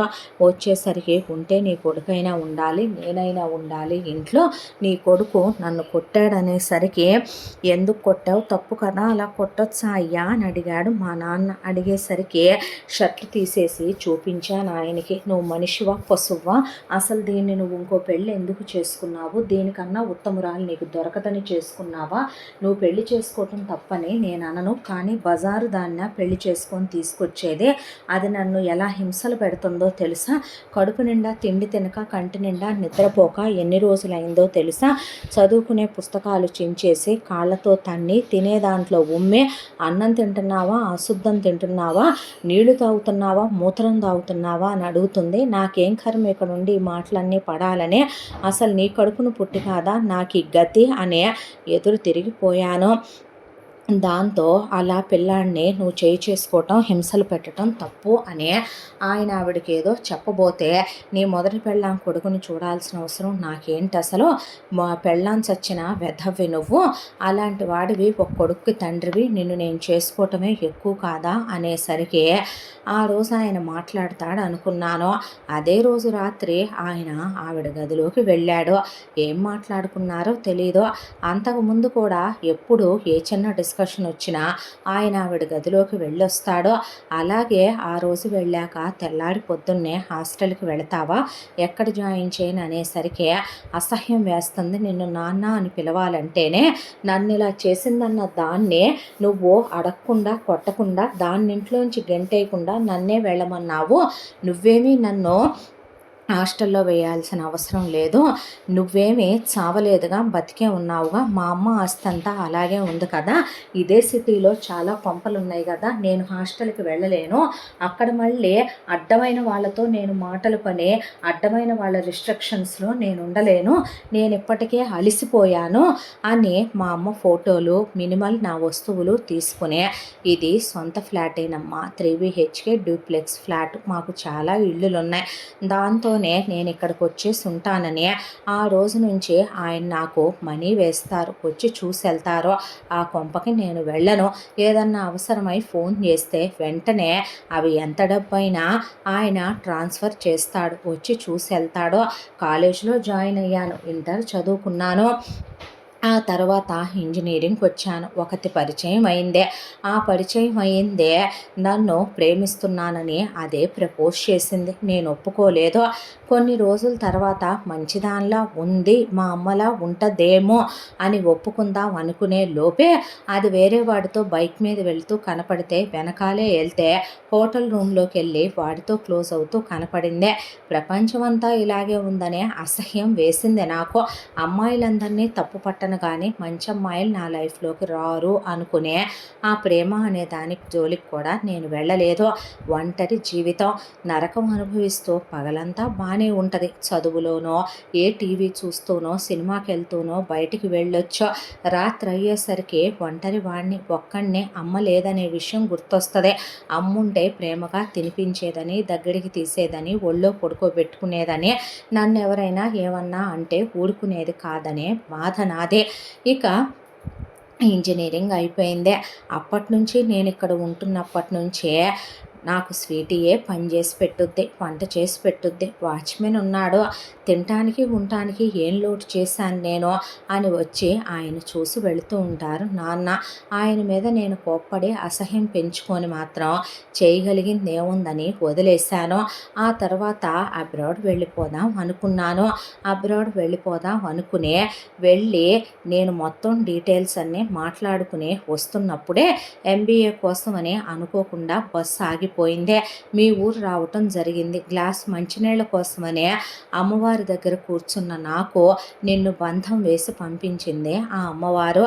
దాంతోనే ఇలా నిన్ను తీసుకొచ్చి చూసుకుంటున్నానమ్మా. నాకు ఒక్కడనే ఉండటం అలవాటు లేదు. దానికి తోడు నాకు ప్రేమన్నా ప్రేమించే వ్యక్తులన్నా చాలా ఇష్టం. అందరి జీవితాల్లో అన్నీ లోట్లుంటాయి. నా బ్రతుకులో ప్రేమే లోటైపోయిందనే ఆ అమ్మాయిని పట్టుకొని వెక్కిళ్ళు పెట్టి ఏడ్చాడు చిన్నపిల్లాళ్ళ మహి. దాంతో ఏడవద్దు మహి, నేనున్నానుగా నీకు, నేనుంటానుగా నీతో అనేసరికి ఉన్నావా అమ్మా అన్న తర్వాత ఎప్పటికీ నీతోనే ఉంటాను, ఏడవకని కన్నీళ్లు తుడిచి పడుకోబెట్టుకుందే. నువ్వు వెళ్ళి పడుకోమ్మా అన్నాడు. కాసేపటి తర్వాత లేదులే నేను నీ దగ్గరే పడుకుంటానని చిన్ని చేతులతో జో కొడుతూ అలా పక్కన పడుకుందే. పడుకునేసరికి నిద్రపోయాడు. కాసేపటికి దుప్పటి కప్పి పాప కూడా అక్కడే పడుకుందే. ఆ తర్వాత నుంచే పాపని స్కూల్లో జాయిన్ చేద్దాం అనుకుని, నువ్వు అంతకుముందు ఏం చదివావు వెన్నో, ఎక్కడి దాకా చదువుకున్నావు? అసలు నేను స్కూల్కే వెళ్ళలేదు మహి. మా ఊళ్ళో స్కూల్కి పంపించరు, ఉంటుంది కానీ పంతులమ్మ పంపమన్నా పంపరని చెప్పేసరికి కానివ్వరా మహి, కానివ్వు, నీకు ఎటు సమ్మర్ హాలిడేసే కదా, ముందు నువ్వు వెళ్ళి ఎంబీఏ అప్లికేషన్ తెచ్చుకో అనేసరికి వెళ్ళి ఎంబీఏకి అప్లై చేసుకొచ్చుకున్నాడు. ఆ తర్వాత ఇప్పుడు కూర్చుని పాపకి వరుసగా చదువు చెప్పడం నేర్చుకో అన్న తర్వాత పాపని నోట్బుక్స్ టెక్స్ట్ బుక్స్ వేసుకొని దగ్గర కూర్చోబెట్టి దామ్మ చదువుకుందు గానే వంట చేస్తుంటే నువ్వు ఒక్కటి చేయి చాలు, నువ్వు ఎక్కువసేపు వంటగదిలోనే ఉండిపోతే ఎప్పుడు చదువుకుంటావు, నాకు ఇది అప్పచెప్పెళ్ళు రా అనేసరికి పిల్ల చిన్నదే కానీ చాలా తెలివైంది, ఏకసంతాగ్రహే. ఒక్కసారి చదివితే వచ్చేస్తున్నాయి ఏదైనా, ఒక్కసారే అప్పచెప్పేస్తుంది, రాసేస్తుంది చూడకుండా. అంత ఫాస్ట్గా పిల్లల గ్రాస్పింగ్ పవర్ ఉండటం కూడా చాలా గొప్ప విషయమేననిపించేసింది అతనికి. ఆ తర్వాత ఇంట్లో వంట చేస్తూ పాప సరదాగా కబుర్లు చెప్తూ పద్దాకి ఇంట్లో ఏముంటావని పాపని బైక్ ఎక్కించుకుని బయటికి తీసుకెళ్ళి, ఇదిగోమ్మా చాక్లెట్ అంటే ఏంటి, చాక్లెట్ అంటే తీయగా ఉంటుంది, పిల్లలు తింటారు, తిను అని నోట్లో పెట్టాడు. ఆ రోజు నుంచే మహి చాక్లెట్ అంటే ఎక్కువ తినకూడదే అంటే ఏమైంది, పళ్ళేవి అనేసరికి 2 పూట్ల పళ్ళు తోముతున్నా, నువ్వు తోమన్నావుగా, నీ పళ్ళు భలే ముద్దుగా ఉన్నాయే, ఊడాయా, ఓ ఊడి అన్ని పళ్ళు వచ్చాయి అన్న తర్వాత క్యావిటీస్ వస్తాయి ఇన్ని తింటే. క్యావిటీస్ అంటే పుచ్చిపోతాయి పళ్ళు, అవి కాదులే ఇవ్వు బ్రష్ చేసుకుంటాగా అంటే ఫ్రిడ్జ్ నిండా చాక్లెట్లు తెచ్చి పెట్టడం, పిల్లని సినిమాకి తీసుకెళ్ళటం, పాప్కార్న్ కొని పెట్టడం, పార్క్కి తీసుకెళ్ళటం, దాన్ని వాటర్ పార్క్కి తీసుకెళ్ళటం, ఆడిచ్చి తీసుకురావటం, ఇలా ప్రపంచాన్ని చూపించడం మొదలుపెట్టి పిల్లకు ఒకవైపున చదువు చెప్పటం, చిన్న చిన్న ఇంగ్లీష్ మాటలు, హిందీ మాటలు, తెలుగు ఫ్లూయెంట్గా మాట్లాడటం, మిస్టేక్స్ లేకుండా మాట్లాడటం, మనుషులు ఎలాంటి వాళ్ళు అనేది చెప్పటం, మన ఇంట్లో పర్సనల్ విషయాలు ఎవరితో షేర్ చేసుకోకూడదు, ఏదున్నా మహితో చెప్పాలి, బయట వాళ్ళు ఎవరితో చెప్పకూడదు అని నేర్పించుకుంటూ వస్తున్నాడు ఒకవైపున. ఈలోపు పాప కూడా బాగా తెలివితేటలు నేర్చుకుంది, ఫోన్ వాడటం నేర్పించాడు, వాట్సాప్ నేర్పించాడు. ఆ తర్వాత పాపకు కూడా ఒక ఫోన్ కొనిచ్చాడు, ఐఫోన్ కొన్నాడు. ఆ తర్వాత పాప ఫోన్లో నుంచి పాప ఎక్కడికి వెళ్ళొద్దు అనేది కూడా ట్రాకింగ్స్ అన్నీ జాగ్రత్తగా పెట్టుకున్నాడు. తన దగ్గర చాలా పెద్ద పెద్ద స్కూలుకు వెళ్ళే పాపకి అడ్మిషన్ తీసుకున్నాడు. అయితే వాళ్ళు అప్పటి వరకు చదువుకోలేదు, సర్టిఫికెట్స్ ఏమీ లేవు, అది ఇది అని చాలా రకాల ప్రాబ్లమ్స్ తెచ్చిపెట్టారు. దాంతో ఒకే ఒక ఫోన్ కాల్ వాళ్ళ నాన్నకి చేసి, నువ్వు ఇమీడియట్గా ఏ మినిస్టర్తో రికమెండ్ చేయించుకుంటావో, ఎవరితో చెప్పించుకుంటావో చెప్పించాలి డాడీ, నాకు ఇక్కడ సీట్ కావాలి వెన్నెలకి అనేసరికి, పోనీ మన ఇంటి దగ్గర ఉన్న స్కూల్లో వెయ్యమ్మా, వాడు నా ఫ్రెండే, ఎందుకు నీ రెండో పెళ్ళాం దాన్ని కొట్టడానికా తిట్టడానికా? ఏమీ అక్కర్లేదులే నాన్న, నేను తిన్న దెబ్బలు అది తినలేదులే, పసి ప్రాణం కదూ చచ్చిపోద్ది అనేసరికి, మహి అంటే నేను అడిగి నీ హెల్ప్ కూడా చేయలేవా నాన్న నువ్వు? అవునులే, నీ రెండో పెళ్ళాం అయితే ఉడుకులు పరుగుల మీద వెళ్తావు నువ్వు. అయ్యో, నీ రెండో పెళ్ళాం కూతురికి మాత్రం అన్నీ చూస్తావే, దానికి ఆధార్ కార్డు అవన్నీ కూడా కావాలి, కొత్తవి కావాలి, దానికి బర్త్ సర్టిఫికెట్లు అన్నీ కావాలి అనేసరికి, అవన్నీ ఏమయ్యాయిరా, ఫైర్ యాక్సిడెంటే, ఇల్లు తగలబడిపోయిందే, ఎక్కడ పడిపోయా ఏమో, తమ్మిని ప్రశ్నిస్తే ఇస్తారుగా, ఇవ్వరుగా, అసలు అవేమీ మనకు తెలియదుగా, వాళ్ళది వేరే ఊరుగా, నువ్వు మర్యాదగా నేను చెప్పింది చేయవా ప్లీజ్ అనేసరికి, సరేలేరా మనిషిని పంపుతాను, ఎందుకు ఈ మధ్య బీపీ వచ్చిందిరా, అరుచుకుంటున్నావు నువ్వు అలాగ నా మీద, నన్ను వరిపిస్తావుగా డాడీ అనేసరికి, ఆయన ఒక మనిషిని పంపితే పాప ఫోటోలు అవి తీసుకొని వెళ్ళి వారం రోజుల్లో వాళ్ళు మొత్తం తీసుకొచ్చి, పాప అప్పటి వరకు వేరే స్కూల్లో చదువుకున్నట్టు సర్టిఫికెట్లు కూడా తెచ్చాక పాపని స్కూల్లో జాయిన్ చేశాడు. రోజు పాపని మార్నింగ్ అది వంట చేస్తుంది, తనకు బాక్స్లో పెట్టుకుని పాపకు బాక్స్లో పెట్టి దామ్మ అని చక్కగా యూనిఫాము జడలు అదే వేసుకుంటుంది కాబట్టి తీసుకెళ్ళి బాగా చదువుకోవాలి, ఆల్ ద బెస్ట్ అని చెప్పి పాపని స్కూల్ దగ్గర దించి ఆ తర్వాత తను కాలేజ్కి వెళ్ళిపోతాడు. పాపకి పేరెంట్ మీట్ అన్నా, స్పోర్ట్స్ మీట్ అన్నా, పాప విషయంలో దానికి ఏం కావాలన్నా తనే తీసుకెళ్ళి కొనిపెట్టడం, పాప ప్రాజెక్టులు చేస్తుంటే దగ్గరే ఉండి హెల్ప్ చేయటం, దాన్ని చదివించటం, హోంవర్క్లు చేయించటం, అది కాకుండా ఒకవైపున ఇంటికి పిలిపించి మ్యూజిక్ నేర్పించడం, డ్యాన్స్ నేర్పించడం, తనే బయటికి తీసుకెళ్ళి స్విమ్మింగ్ నేర్పించడం, పాపని ఎవరైనా ఏమన్నా అన్నారంటే వెళ్ళి వాయించొస్తాడు స్కూల్లో, అసలు ఊరుకోడు.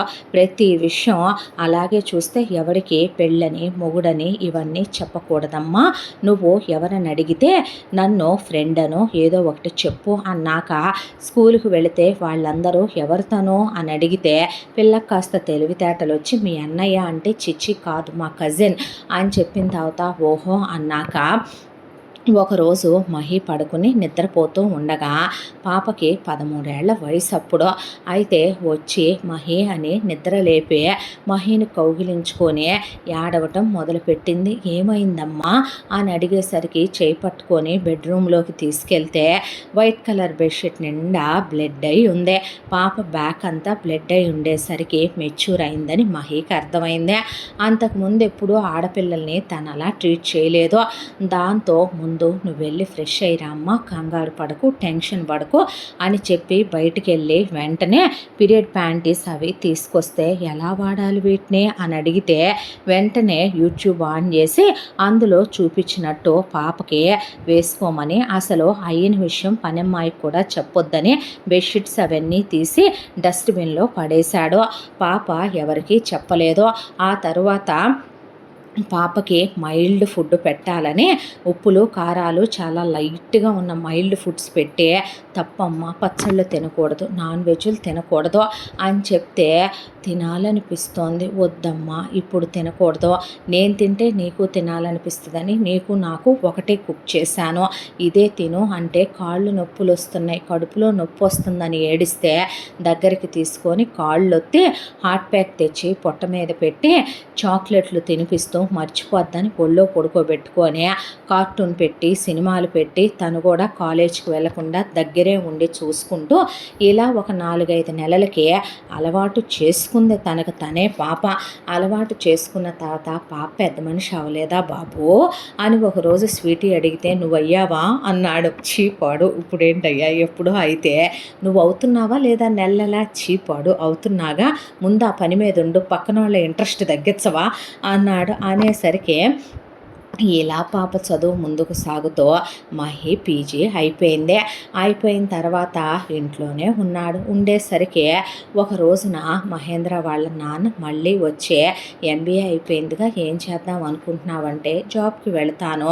నేను బతుకుండగా నువ్వు జాబుకి వెళ్ళటం ఏంటి నాన్న, ఒక్కగానొక్క వారసుడివే, నీ కోసం కాదా అన్ని కోట్ల రూపాయల వ్యాపారాలు ఆస్తులు ఎదురు చూస్తోంది అనేపాటికి అదేంటి నీ రెండో పెళ్ళాం లేదు, చెంప పగలగొడతా ఇంకోసారి అలా అన్నావంటే, ఎవర్రా మీ అమ్మని రోడ్డు మీద అటు ఇటు వచ్చే వెహికల్స్ చూసుకోకుండా దిక్కుమాలిన దాన్ని వెళ్ళమన్నారు, అది చచ్చి కాదా నాకు తెచ్చింది ఈ తిప్పలన్నీ కూడాను, అసలు నిజమేరా చేసుకున్నాను, సిగ్గు విడిచి చెప్తున్నాను, ఈ రోజున ఫిజికల్ నీడ్స్ అవసరం కాబట్టి 100 మంది ఉంపుడు గత్తెలతో తిరగటం వేసలతో తిరగటం కన్నా బజార్దైనా ఒకదాని మెళ్ళో తాళి కట్టి నా శారీరక కోరికలు తీర్చుకోవాలని చేసుకున్నాను.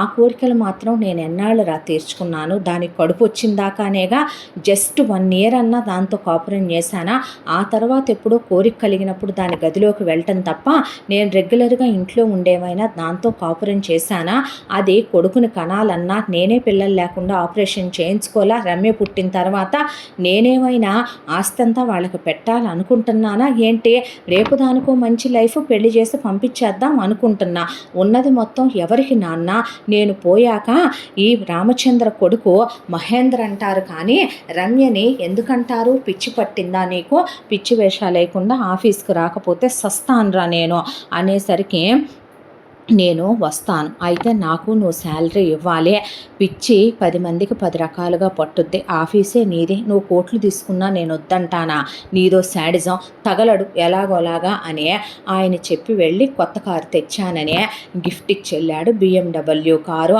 ఆ తర్వాత సూట్లు అవి పంపించాను, తీసుకొని బ్లేజర్లు సూట్లు వాటిల్లో రా అని చెప్పి ఒక పెద్ద పెద్ద బాక్సులకి బట్టలు, పర్ఫ్యూమ్లు, షూస్, సన్ గ్లాసెస్, బ్రాండెడ్ బెల్టులు, బ్రేస్లెట్లు, ప్లాటినం ఇయ్యే, పెన్స్, ఒకటి కాదు ఇది అవసరం లేదనుకుని టైల్ దగ్గర నుంచి బ్రూచుల దాకా, కఫ్లింగ్స్ దగ్గర నుంచి అన్నీ పంపించాడు వాళ్ళ నాన్న. అవన్నీ ముందు వెళ్ళి సర్దుదు కానిపా అని స్వీటీని తీసుకెళ్ళి అన్నీ సర్దితే, బాబు పాతే తీసుకొని తగలడు మళ్ళీ అడగాల నన్ను అన్న తర్వాత పాప అలా చూస్తూ నుంచుంది. ఏంటమ్మా అంటే, నువ్వు రేపటి నుంచి బట్టలు వేసుకుంటావా అంటే, ఏమ్మా అన్నాక అవి వేసుకుంటే చాలా బాగున్నావు, సినిమాలో హీరోలా స్మార్ట్గా ఉన్నావు అనేసరికి అవునా అని నవ్వి తను ఇప్పుడు కూడా చాలా హడావిడి పడిపోతాడు పాప విషయం అంటే, చాలా రెస్పాన్సిబుల్గా ఉంటాడు. పాపని పొద్దున్నే ఇప్పుడు తనే డ్రాప్ చేయటం, ఈవినింగ్ ఆఫీసులో ఏ మీటింగ్ ఉన్నా, ఎంత పని ఉన్నా, ఎంత అర్జెంట్ అయినా సరే వెంటనే ఆ పనులన్నీ ఆపుకొని వచ్చి మడి పాపని తీసుకెళ్ళి ఇంటి దగ్గర దింపుతాడు. నేను రావటానికి లేట్ అవుద్దని మెసేజ్ పెట్టుకుంటాడు, ఫోన్ చేసుకుంటాడు, లాక్ చేసి పడుకోమని చెప్తాడు, అవసరమైతే స్వీటీని ఉండు పే చేస్తాను నీకని చెప్తాడు. అంత జాగ్రత్తగా చూసుకుంటే ఆయన కూడా ఒక్కొక్కసారి రామచంద్ర అంత ఇదేంట్రా అంటే, అదేంటి నాన్న నా కోసం ఎదురు చూస్తూ కంగారు పడుతుంది కదూ అని అంటే ఆశ్చర్యం వేస్తూ ఉండేది ఆయనకి. ఆ తర్వాత ఒక రోజున పాప 10th క్లాస్కి వచ్చినప్పుడు ఒక గిఫ్ట్ అలాగే రోజు తీసుకొచ్చి మహేంద్రకి ఇచ్చింది. ఏంటివి అని అడిగితే క్లాస్లో ఒకడు రోషన్, వాడు ఇదిచ్చి ఐ లవ్ యూ అని ప్రపోజ్ చేశాడు, నచ్చాడా నీకు అని అడిగితే చిచ్చి నచ్చలేదు, వాడేమీ నీలా కాదు, వాడేమీ నీలా ఉండడో, ఏదేదో మాట్లాడతాడు, ఏదేదో చెప్తాడు, ఏదేదో అంటాడో, ఏంటేంటో మాట్లాడతాడో, నువ్వు కిందకి రావచ్చుగా అంటాడు, సందు చివరు ఉండొచ్చుగా అంటాడు, ఇంట్లో చెప్పకుండా బయటికి రమ్మంటాడు, మా ఇంటికి రా మా మమ్మీ డాడీ లేరంటాడు, ఇద్దరం కలిసి బయటికి వెళ్దామంటాడు, మీ పార్కింగ్లో వెయిట్ చేయంటాడు, పిచ్చి పిచ్చి వాగుడంతా వాగుతాడు. నాకు నచ్చలేదు మహే, చూడమ్మా ఎవరైనా మనకి నచ్చనప్పుడు, ఎవరంటే మనకి ఇష్టం ఉండదో వాళ్ళ దగ్గర నుంచి ఏమిచ్చినా మనం తీసుకోకూడదు, నేనిస్తే నువ్వు తీసుకోవటం అంటే నువ్వు నా దానివి, నేను నీ వాణ్ణి కాబట్టి నువ్వు తీసుకోవచ్చు, మనమిద్దరం వేరు వేరు కాదు కదా, మనం ఒక ఫ్యామిలీ పర్సన్స్ కదా, కానీ బయట వాళ్ళ దగ్గర నుంచి మాత్రం అలా తీసుకోకూడదు కదా అని చెప్పేసరికి, నువ్వు నా వెన్నెలవి, కాబట్టి నేను ఇస్తున్నాను, నేను ఎవరికైనా ఇస్తున్నానా అని చెప్పాడు. చెప్పేసరికి అంటే మహేంద్ర నావాడు, మహి నావాడు కాబట్టి నేను మహి దగ్గర తీసుకోవచ్చు అని నెక్స్ట్ డే ఆ గిఫ్ట్ తీసుకొని వెళ్ళబోతుంటే ఎక్కడికి అని అడిగాడు.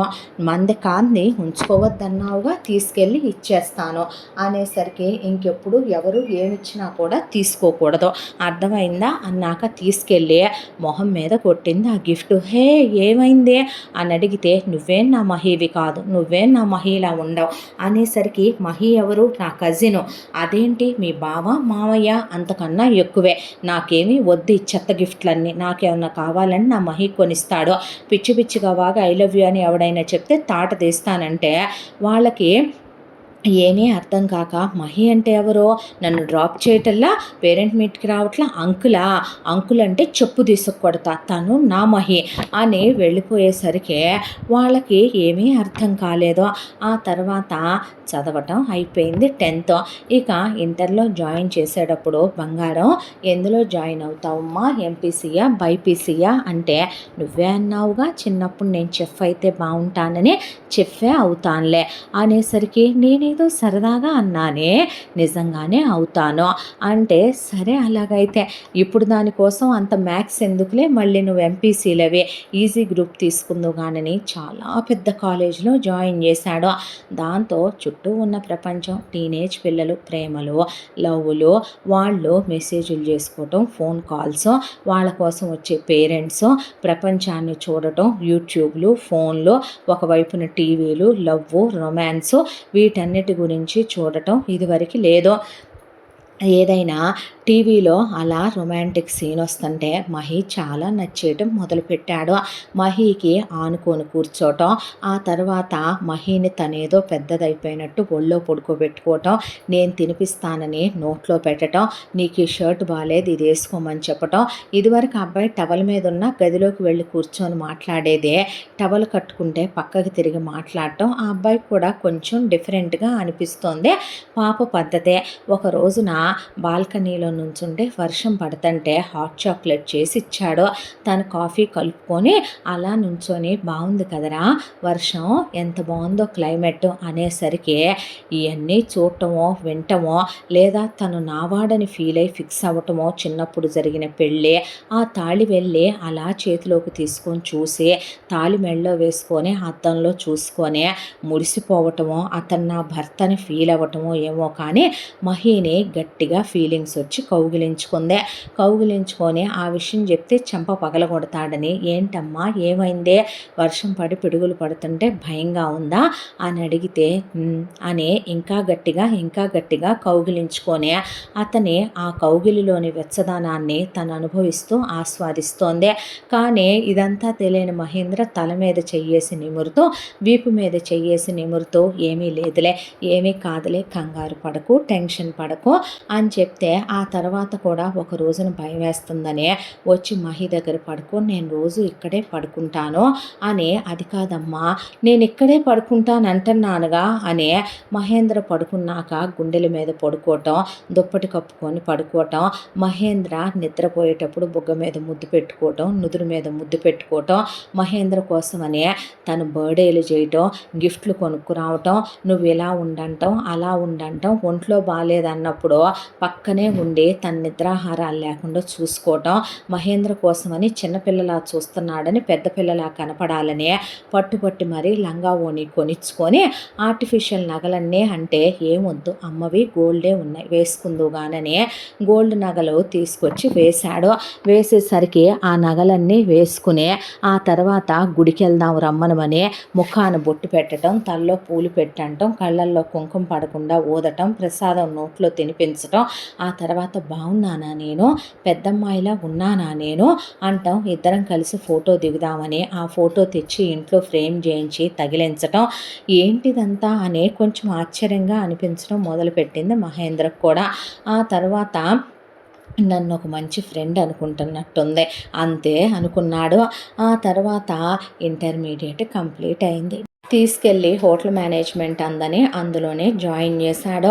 జాయిన్ చేస్తే ఒకవైపున ఇంట్లో కూడా స్పెషల్స్ ప్రిపేర్ చేయటం, తినిపించటం, ఎలా ఉన్నాయంటాం, ఒక్కొక్కసారి అలా వెనక నుంచి కౌగిలించుకోవటం, ఒక్కొక్కసారి ఉప్పెక్కించుకోమని ఉప్పెక్కటం, ఆ తర్వాత నన్ను ఎత్తుకోవా అని చెప్పి ఎత్తుకోమని అడగటం, అప్లిఫ్ట్ చేసి నన్ను తీసుకెళ్ళి కారు ఎక్కించంటాం, బయటికి వెళ్దాం రమ్మనమంటాం, ఆ తర్వాత ఇద్దరం కలిసి స్విమ్ చేద్దాంగా అంటాం, వర్షంలో తడుద్దాం రా అని తీసుకెళ్ళటం. ఆ అమ్మాయి బాగా క్లోజ్ అవుతోంది. కానీ ఆ విషయాలేమీ మహీకి అనిపించట్లేదు.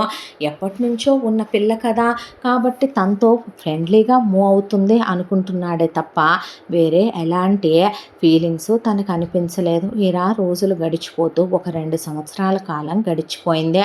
ఆ తర్వాత తను నావాడు, నేను తనదాన్నే, తను నా భర్త, నా మెళ్ళో తాళి కట్టాడు, తనే నా సర్వస్వం, తనే నా లోకం అని ఆ అమ్మాయి ఫిక్స్ అయిపోయిందే. ప్రపంచం ఏమైనా అనుకోనివ్వ, 10 ఏళ్ళు చిన్న ఏంటి, నా మహి లాంటి వాళ్ళు ఎవరుంటారు అసలు, నేను చిన్నపిల్లనని ఎవడు అలా చూస్తాడు, ఇంకొకడైతే నా మీద పడి కోరిక తీర్చుకొని ఉండొచ్చు, నన్ను అనుభవించి ఉండొచ్చు, నన్ను పని మనిషిని చేసి ఉండొచ్చు, ఏ బ్రోతల్ హౌస్కో అమ్మేసి ఉండొచ్చు, ఏ కళ్ళో కిడ్నీలో తీసేసి ఉండొచ్చు, అంత మంచితనంతో ఎవరైనా చూస్తారా? ఒక రోజున అడిగిందే, ఎవరిని ప్రేమించవా, పెళ్లి చేసుకోవా అని. అడిగితే లేదురా, ఇప్పుడు నేను ఎవరినైనా ప్రేమించి పెళ్లి చేసుకున్నానే అనుకో, ఆ వచ్చిన వాళ్ళు నా వడికి అయితే వేరే విషయం, కానీ నిన్ను సహించరమ్మా, నిన్ను భరించరో, నిన్ను ఏదో వేరు చేసి మాట్లాడతారు, పంపించేయమంటారో, నిన్ను హాస్టల్లో వేయటమే నాకు ఇష్టం లేదో, అలాంటిది నువ్వు లేకుండా నేనుండలేను, నీ బాధ్యత ఒక దాడి చేసేంత వరకు నా గురించి నేను ఆలోచించను అనేశాడు. వాళ్ళ నాన్న వింటూనే ఉంది. ఒకవైపున వెన్నెల తను ఎంబీఏలో చేరినప్పటి నుంచి చెప్తున్నాడు, పెళ్ళి పెళ్ళి పెళ్ళి పెళ్ళి పెళ్ళి అని. చెప్పిన ప్రతిసారి నాకు ఇంట్రెస్ట్ లేదన్నానా, నేను చేసుకోనన్నానా, వద్దన్నానా, టైం వచ్చినప్పుడు నేనే చెప్తాను, నాకు అసలు ఇప్పుడప్పుడే పెళ్లి మీద లేదు, నువ్వు నన్ను ఇబ్బంది పెట్టొద్దు అని ఆయన్ని ఓట్రిచ్చి కొట్టుకుంటూనే వస్తున్నాడు మహే. అంతా దాంట్లో అమ్మాయికి తెలుసు, తను అతనికి ప్రేమబంధం అయిపోయింది. పిచ్చోడికి ఎవరిని ప్రేమించక తనిచ్చే ప్రేమను కూడా తెలుసుకోలేకపోతున్నాడు అని. ఈలోపు మూలిగే నక్క మీద తాటికాయ పడ్డట్టు ప్రతి అందమైన కథలో విషాన్ని చిమ్మే కాలనాగులు ఎయ్యో ఒకటి ఉంటాయి అన్నట్టు రామచంద్ర రెండో పెళ్ళాం జలజ అన్న కూతురు మేనగోడలు వందనకి ఎప్పటి నుంచో మహేంద్ర మీద మోజు. ఇన్నాళ్ళ నుంచి మహేంద్ర వేరే వెళ్ళిపోయి ఉంటాం, ఆ తర్వాత మహేంద్ర చదువులో ఉండిపోవటంతో చాలా నాళ్ళ నుంచి గేల వేద్దాం అనుకున్న దానికి బ్యాక్లాగ్స్ ఉండిపోయి బాయ్ ఫ్రెండ్స్తో బాగా ఎంజాయ్మెంట్లు ఎక్కువైపోయి వన్ నైట్ స్టాండ్లకి వెళ్ళిపోయి ఈ రోజుల్లో ఉండేటటువంటి చాలామంది ఓవర్ యాటిట్యూడ్, ఓవర్గా చీప్ క్యారెక్టరు, దిగజారిపోయిన వాళ్ళు ఎవడైనా ఓకే, ఎలాగైనా లైఫ్ లీడ్ చేయటం ఓకే అనుకునే వాళ్ళల్లో ఒకటి వందన. అలా అందరూ అయిపోయాక ఎప్పటి నుంచో మోజుపడే నోట్లో ఏలు పెడితే కొరకలేని అమాయకుడు కాబట్టి మహేంద్రని పెళ్లి చేసుకుంటే మొత్తం ఆస్తికంతా వారసురాలైపోవచ్చు, ఏలేయచ్చు, కూర్చోమంటే కూర్చొని నుంచోమంటే నుంచుంటాడు అనే దాంతో మహేంద్రని పెళ్లి చేసుకుందామని ప్లాన్ చేసుకుని జలజ దగ్గరకు వచ్చి, అత్త అంటే ఏంటంటే, నాకు బావనిచ్చి పెళ్లి చేయవా, ఆ ఎదవ తప్ప ఎవడో నచ్చలా నీకు, చాలామందితో తిరిగేశానత్త, చాలా అబార్షన్స్ కూడా చేయించుకున్నాను, కానీ వాళ్ళలాంటి కత్తిలాంటి మగాడు, డబ్బులున్న మగాడు ఎక్కడుంటాడు చెప్పు, వాడిని నాకు ఇచ్చి చేసావనుకో నీకే ప్రాఫిట్, ఉన్న ఆస్తంతా నువ్వేమీ నీ కూతురికి పెట్టవు కదా, నేను వాడిని పడక సుఖంలో పెట్టి మొత్తం ముందు నా పేరు మీద రాయించుకొని నీకు హాఫ్ షేర్ పైనే ఇస్తాను, ఆ తర్వాత నీ కూతురికి ఎంతో కొంత ఇచ్చి పెళ్లి చేసి తోలేస్తే వాడిని నేను తొక్కేస్తాను, నువ్విష్టమైతే ముసలోడితో ఉండు, లేదంటే నీకు నచ్చినోడితో ఎంజాయ్ చేయి అనేసరికి నేను చెప్తే వాడు వింటాడా అంటే, నేనే చెప్తానే లే, నేనే లవ్ చేస్తాను, నేనే ముగ్గులో దించుతాను, నీకు చెప్పాలి కాబట్టి ప్లాను చెప్పాను అందే. ఒకవైపున ఇక్కడ వీళ్ళలా చెప్పుకుంటూ ఉంటే మహేంద్ర వెన్నెల వచ్చిన దగ్గర నుంచే జిమ్ముకు వెళతాడు. ఇక ఈ మధ్య కాలంలో ఇంట్లోనే జిమ్ సెటప్ చేయించేసుకొని ఇంట్లోనే చేసుకుంటుంటే అలా కూర్చొని చూస్తే నువ్వు కూడా కార్డియో చేద్దు కానీ కాసేపు అని ఎక్సర్సైజులు చేయించడం మొదలు పెడితే ఒక మాట అడగనా ఎందుకు ఇవన్నీ అని అడిగితే ఎందుకంటే ఓ సరదా ఓ క్రేజు ఈ ఏజ్లో ఫిట్గా ఉండాలనిపిస్తుందిరా అనేసరికి మరి నాకెందుకు స్లిమ్గా ఉంటావు బ్యూటిఫుల్గా ఉంటావు అన్న తర్వాత నేను నిజంగా అంత బ్యూటిఫుల్గా ఉంటానా ఎందుకు ఉండవు నీకేం తక్కువని నిజంగానే ఈ రోజుల్లో ఉండే చాలామంది అమ్మాయిల కన్నా నువ్వు చాలా అందంగా ఉంటావులే అనేసాడు. అన్న తర్వాత నీకు నచ్చుతున్నానా మహి నేను నాకు నచ్చటం ఏంట్రా నువ్వెప్పుడూ అందంగానే ఉంటావు అన్నాడు. అన్న తర్వాత నువ్వెప్పుడు నా వెన్నెలవే అనేసరికి అలా మహేంద్ర జిమ్ చేసి పైన స్లీవ్లెస్ బనియన్ వేసుకుని కింద అలా ట్రాక్స్ వేసుకుని నుంచునే కబుర్లు చెప్తున్నాడు ఒకవైపున వెన్నెలతో. వెన్నెల థ్రెడ్మిల్ చేస్తూ ఉంది. ఈలోపు మహేంద్రని వెనక నుంచి వచ్చి గట్టిగా కౌగిలించుకుంది వందన. ఏ వారియు అనేసరికి బావా నేను జలజ అత్త వాళ్ళ అన్నయ్య కూతుర్ని వందనని అని చెప్పేసరికి దాన్నే నేను మనిషి కింద ఆడదాని కింద కన్సిడర్ చేయను. దాని మేనగోడలు అంటే యాజ్ ఇట్ ఈజ్ వచ్చాయంటే దాని బుద్ధులన్నీ నీకు అదే సౌ నెంబరే నువ్వు 1000 నెంబరేనా వెళ్ళి పని చూసుకో ఏంటైనా ఇటొచ్చావు అనేసరికి ఐ లవ్ యూ బావా నువ్వంటే నాకు ఇష్టం అనేసరికి వెన్నెల థ్రెడ్మిల్ చేస్తుందల్లా కొర్రా కొర్రా కొర్రా కొర్రా చూస్తూ నుంచునేసరికి ఎంతకీ ఇదెవరో సెటప్పా తీసుకొచ్చి పెట్టుకున్నావా ఎంతమందిని తిప్పేశావు ఎంతమందితో తిరుగుంటావు చెప్పు ఆ బెడ్రూమ్లో ఎన్నిటిని పెట్టా ఈ బెడ్రూమ్లో ఎన్నిటిని పెట్టా నేను నీ టైప్ కాదు కదే బాత్రూంలో ఒకళ్ళు బెడ్ కింద ఒకళ్ళు తలుపు చాటున ఒకళ్ళు మెయింటైన్ చేయటానికి సర్లే ఊరుకో నువ్వు నీ జోకులు ఎవరమ్మా ఈ రోజుల్లో ఒరిజినిటీల గురించి మాట్లాడేదే నా గురించి నీకెందుకు లేమ్మా నువ్వు కాదని నాకు తెలుసు కదమ్మా ముందు బయటికి నడువు అనేసరికి ఇదవత్తే అంటే ఆవత్తే ఇవత్తే అంటే దవడ పగులుద్ది ఈ ఇల్లు తందే అనేసరికి ఎంతకీ ఎవరు మామయ్య అన్నాడు. అప్పుడు అత్తందే ఎవరో ఫ్రెండ్ వాళ్ళ చెల్లి అని ఇదేనా ఫ్రీ క్యాండిడేట్ హాఫ్ టికెట్ నేనేమి హాఫ్ టికెట్ని కాదలే అని లోపలికి వెళ్ళిపోయింది వెన్నెల. ఉలిక్కిపడ్డాడు మహేంద్ర.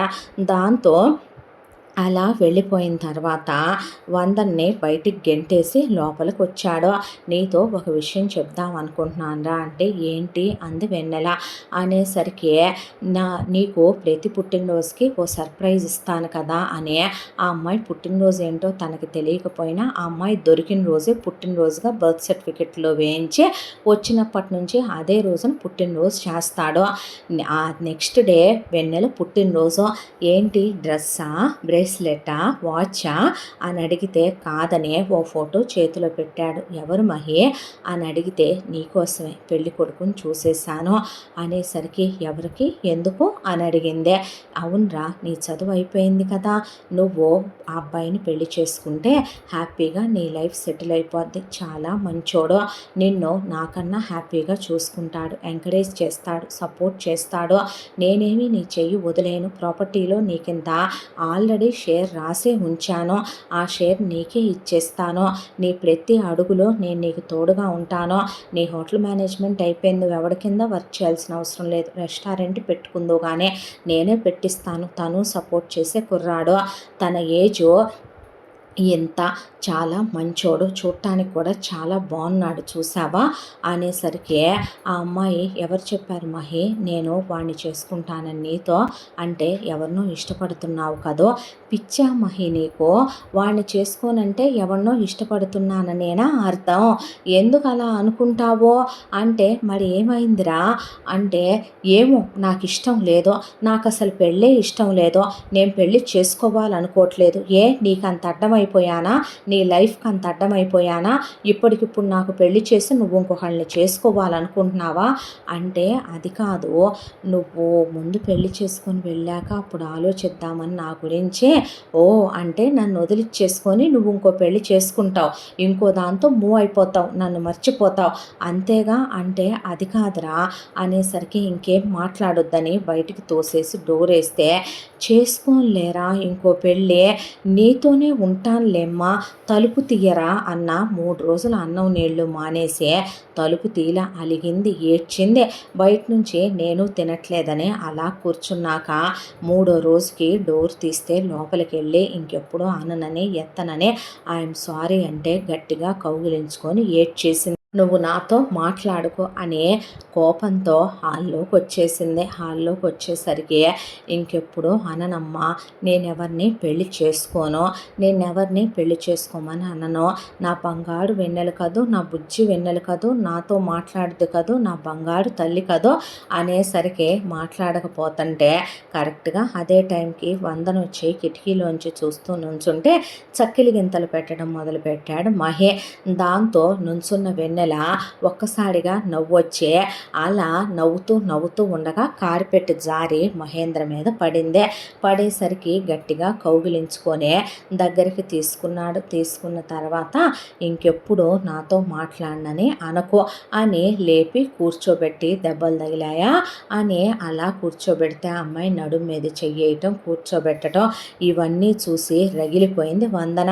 ఈలోపు భోజనం తీసుకొచ్చి నోట్లో పెట్టడం కాలు పక్కకు పడి బెణికినట్టుందనే కాలు ఒళ్ళో పెట్టుకొని కాలికి ఒలిని స్ప్రే చేయటం, అరికాళ్ళల్లో చక్కలి గింతలు పెట్టడం, కాళ్ళు ఒత్తటం, ఆ తర్వాత నీకోసమని సర్ప్రైజ్గా తెచ్చాను చూడని విఎం అని కలిసున్న లెటర్తో ఉన్న చైన్ తీసుకొచ్చి ఆ అమ్మాయి మెళ్ళో పెట్టి ఈ మహి ఎప్పటికీ నీతోనే ఉంటాడు, నువ్వు భయపడకూడదు, నువ్వు టెన్షన్ పడకూడదు అని మన ఇద్దరు ఫోటోలు వేయించాను లోపలనే వేయటం. ఇదంతా చూసేసరికి గుండె మంటెక్కిపోయింది వందనకి. దాంతో తలుపు కాలుతో ఒక్క తన్ని లోపలికి వచ్చిందే. వచ్చి రావటంతోనే అక్కడే ఉన్న వెన్నెలని చేయబట్టుకొని లేపి లాగి చెంప మీద పెట్టి కొట్టేసరికి వెన్నెల వెళ్ళి కింద పడి పేదం పగిలి నోట్లోంచి బ్లడ్ వస్తూ ముక్కులో నుంచి ముక్కు అదిరిపోయి బ్లడ్ వచ్చి మహేంద్ర వెన్నెలను అలా చూసేసరికి దవడలు పగిలిందాకా కొట్టాడు వందనవే. ఎంత ధైర్యమే నీకు, బజార్ దానా నా ఇంటి మీదకి వచ్చే తనను కొట్టడానికి, అసలు నువ్వెవత్తవే తన మీద చేయి చేసుకోవటానికి అనేపాటికి ఓహో ఇది నీ పర్మనెంట్ కీపా, నీ పర్మనెంట్ సెటప్పా, దీన్ని ఉంచుకున్నావా, అందుకే తీసుకొచ్చి ఇంట్లో పెట్టుకొని దీంతో కులుకుతున్నావా అని ఆ అమ్మాయి మెళ్ళలో ఉన్న లాకెట్ తెంపబోతే దవడబెట్టి ఇంకో 4 తీశాడు. తీసి చేతిలోంచి వదిలిచ్చేశాడు. జుట్టు పట్టుకునేసరికి పట్టుకుంటావా అని తిప్పి తన జుట్టు పట్టుకొని వదిలిందాకా ఉతికాడు. ఎంత ధైర్యం లేకపోతే నువ్వు తన జుట్టే పట్టుకొని తన మెళ్ళలో చైనే పట్టుకొని తన్నే కొడతావే, కుక్కని కొట్టినట్టు కొడతా, ఇంకోసారి ఇక్కడికి వచ్చి కనపడ్డావంటే నీ ఎంతో చూస్తాననే. అసలు నీకెంత ధైర్యం అంటే నువ్వు దాన్ని ఉంచుకున్నావు, అది నీ ఉంపుడు గత్తె అంటే అక్కడ దాకా వస్తే తను నేను తాళి కట్టిన నేను కట్టుకున్న నా భార్య, ఈ ఇల్లు తంది, నేను తన వాడిని, ఈ ప్రాణమే తంది, తను అడిగితే ఏదైనా ఇస్తాను, అక్కడ దాకా వస్తే మీ అందరూ పరాయి వాళ్ళే, తనే నా ఫస్ట్ ప్రయారిటీ, తనే నాకు ఇంపార్టెంట్, తన తర్వాతే మీరెవరైనా నాకు అనేసరికి పోవే బయటికి అని వాచ్మెన్ని పిలిచి గెంటి పడే, దీన్ని ఇంకోసారి వచ్చిందంటే ఊరుకోని నిన్ను అన్నా, పదవమ్మ అని వాచ్మెన్ తీసుకెళ్తే ఫస్ట్ ఎయిడ్ చేసి ఆ అమ్మాయిని దగ్గరికి తీసుకుని గుండెలకి హత్తుకున్నాడు. ఆ తర్వాత ఇహ వెన్నెల లేట్ చేయకూడదు అనుకున్న తర్వాత మహేంద్రతో నా ప్రతి పుట్టినరోజుకి ఏదో ఒకటి ఇస్తూనే ఉంటావు కదా నువ్వు అన్నాక, అవునమ్మా ఈరోజు నీ పుట్టినరోజు కదా, ఏంటి ఈసారి సర్ప్రైజ్ ప్లాన్ చేసావే అనేసరికి, సర్ప్రైజ్ ఇదిగో ఇది గిఫ్ట్ తీసుకో అంటే తీసి చూడబోతే వద్దు మహి ఇక్కడ ఓపెన్ చేయొద్దు, నువ్వు ఇప్పుడు ఆఫీస్కి వెళ్తున్నావుగా, ఆఫీస్కి వెళ్ళాక పీస్ఫుల్గా ప్లెజెంట్గా కూర్చుని ఓపెన్ చేసి చదవ్వా, నన్ను తిట్టననే, నన్ను కొట్టనని, నీ నుండి దూరం పెట్టనని నా మీద ఒట్టే అని తల మీద చెయ్యి వేయించుకున్న తర్వాత దేవుడి దగ్గరికి తీసుకెళ్ళి నువ్వు ఇలాగే లైఫ్ లాంగ్ హ్యాపీగా ఉండాలని బొట్టు పెట్టిన తర్వాత మహేంద్ర కాళ్ళకి దండం పెట్టుకొని కాళ్ళు పట్టుకొని ఏడిస్తే కళ్ళల్లో నీళ్లు పాదాల మీద పడ్డాయి. ఏంటమ్మా ఇదంతా అంటే, ఏ జన్మలో ఏ పుణ్యం చేసుకున్నానో మహే, ఆ రోజు నువ్వే రాకపోతే నా బ్రతుకు ఏమైపోయి ఉండేదో. ఒక ముసలోడి చేతిలో నువ్వు నిజంగా దేవుడివే, ఏదో ఒక రూపంలో వచ్చి దేవుడు మన కాపాడుతాడు అంటారు. ఆ రోజు బస్సు ఆగటం, నువ్వు మంచినీళ్ళ కోసం రావటం, ఆ అమ్మవారు నేను నీకు కనపడేలా చేయటం, నీలాంటి మంచోడు నాకు అండగా దొరకటం నేను చేసుకున్న అదృష్టం కదో.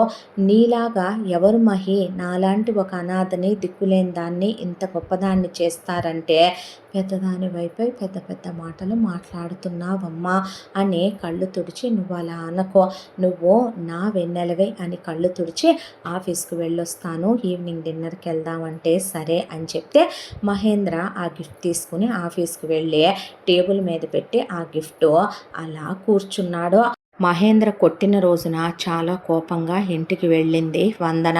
వెళ్ళి జలజతో అత్త వాడు దాన్ని పెళ్ళాం అంటున్నాడు, కొంపదీసి దాని మెళ్ళో తాళి కట్టాడా ఏంటే, దాన్ని తగులుకొని తీసుకొచ్చుకున్నాడా ఏంటే అనేపాటికి అసలు అది ఎవత్తత్త, ఫ్రెండ్ చెల్లెలన్నాడు తెచ్చి ఇంట్లో పెట్టాడు, దానికోసమని నన్నే ఈరోజు ఇలా కొట్టాడు, అసలు ఏం రంకు పురాణం జరుగుతుంది ఇద్దరి మధ్యలో అనేసరికి కనుక్కో నీకు తెలియనియా అనేసరికి ఇద్దరూ కలిసి ఎంక్వైరీ తీయటం మొదలుపెట్టి లోతుల్లోకి కొన్ని సంవత్సరాల వెనక్కి వెళితే నిజం మొత్తం తెలిసే, ఇలా మహేంద్ర వెన్నెల మెళ్ళలో తాళి కట్టాడని, ఇలా వెన్నెలని ఇక్కడికి తీసుకొచ్చి ఇలా చదివించాడని, ఇంతదాన్ని చేశాడని, ఇలా జరిగిందని, ఆ తర్వాత తనే కళ్ళతో చూసిందిగా వెన్నెలకి చక్కల గింతలు పెట్టడం, కాళ్ళు ఒత్తటం, నోట్లో తినిపించడం, ఆ తర్వాత వెన్నెలని బయటికి తీసుకెళ్ళటం, ఆ అమ్మాయి పేరు మీద కొన్ని షేర్లు రాయటం, ఇవన్నీ తెలుసుకొనే అసలు దీనికంతటికీ కారణం